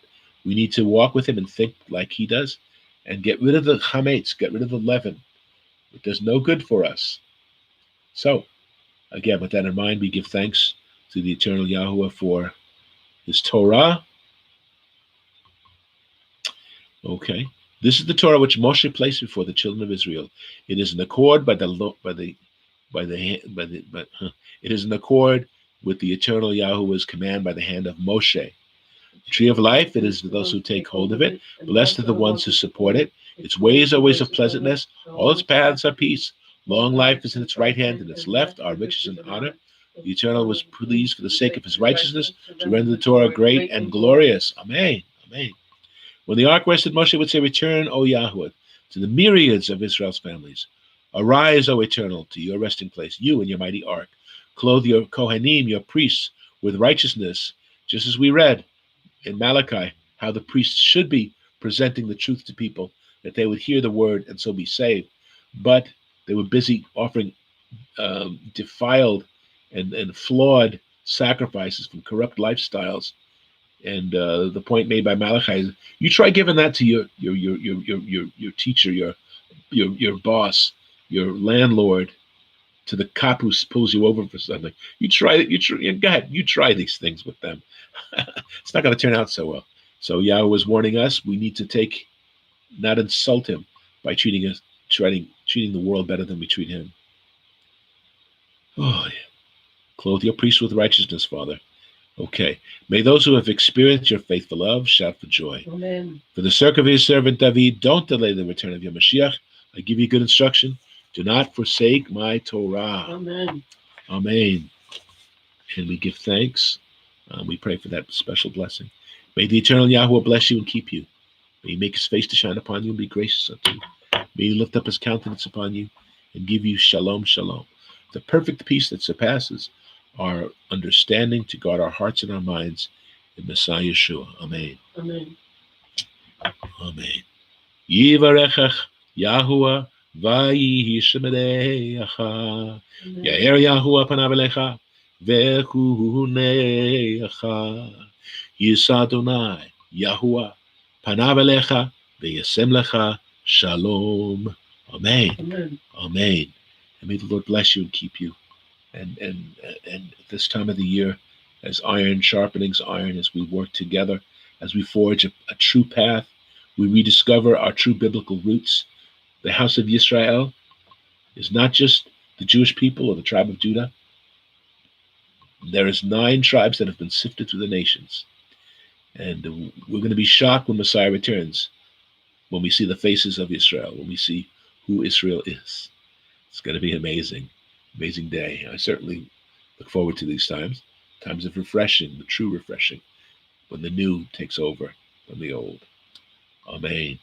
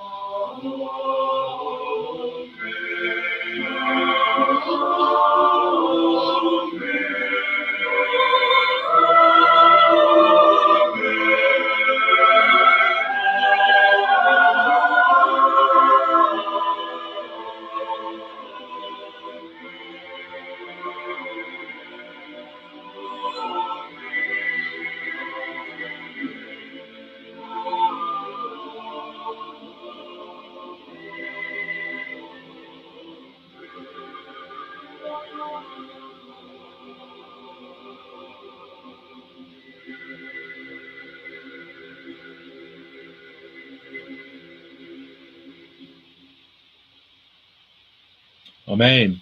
And again, join us next Shabbat, our 20th Shabbat, and we will be right in the thick of the Chag HaMatzot, the Feast of Unleavened Breads, and we'll have more to say about that subject and about moving forward and being profitable and being a blessing. And again, let somebody else be a blessing to you. Don't think that you're being humble by dismissing somebody's offer to be a help, to be a blessing to you. Don't dismiss that. It's wrong. So let us work together. And again, I pray that we keep Pesach Tuesday, and then Wednesday is the Sabbath of of unleavened bread. So again, I just pray that you do the research and come back with us next Sabbath. Okay. We thank you again for your patience with me, patience with us, and keep us in prayer. Our people, we're in each other, all these congregations, Father. We need to. You will guide us and protect us and insulate us and quarantine us if need be, and that we hear good news coming soon, where we can be more loosey goosey with our restrictions. So again, I thank you again for all your prayers and to be with us. Again, we give you thanks for all things. In Yeshua's name, and Shabbat Shalom. Shabbat Shalom. Amen. Amen.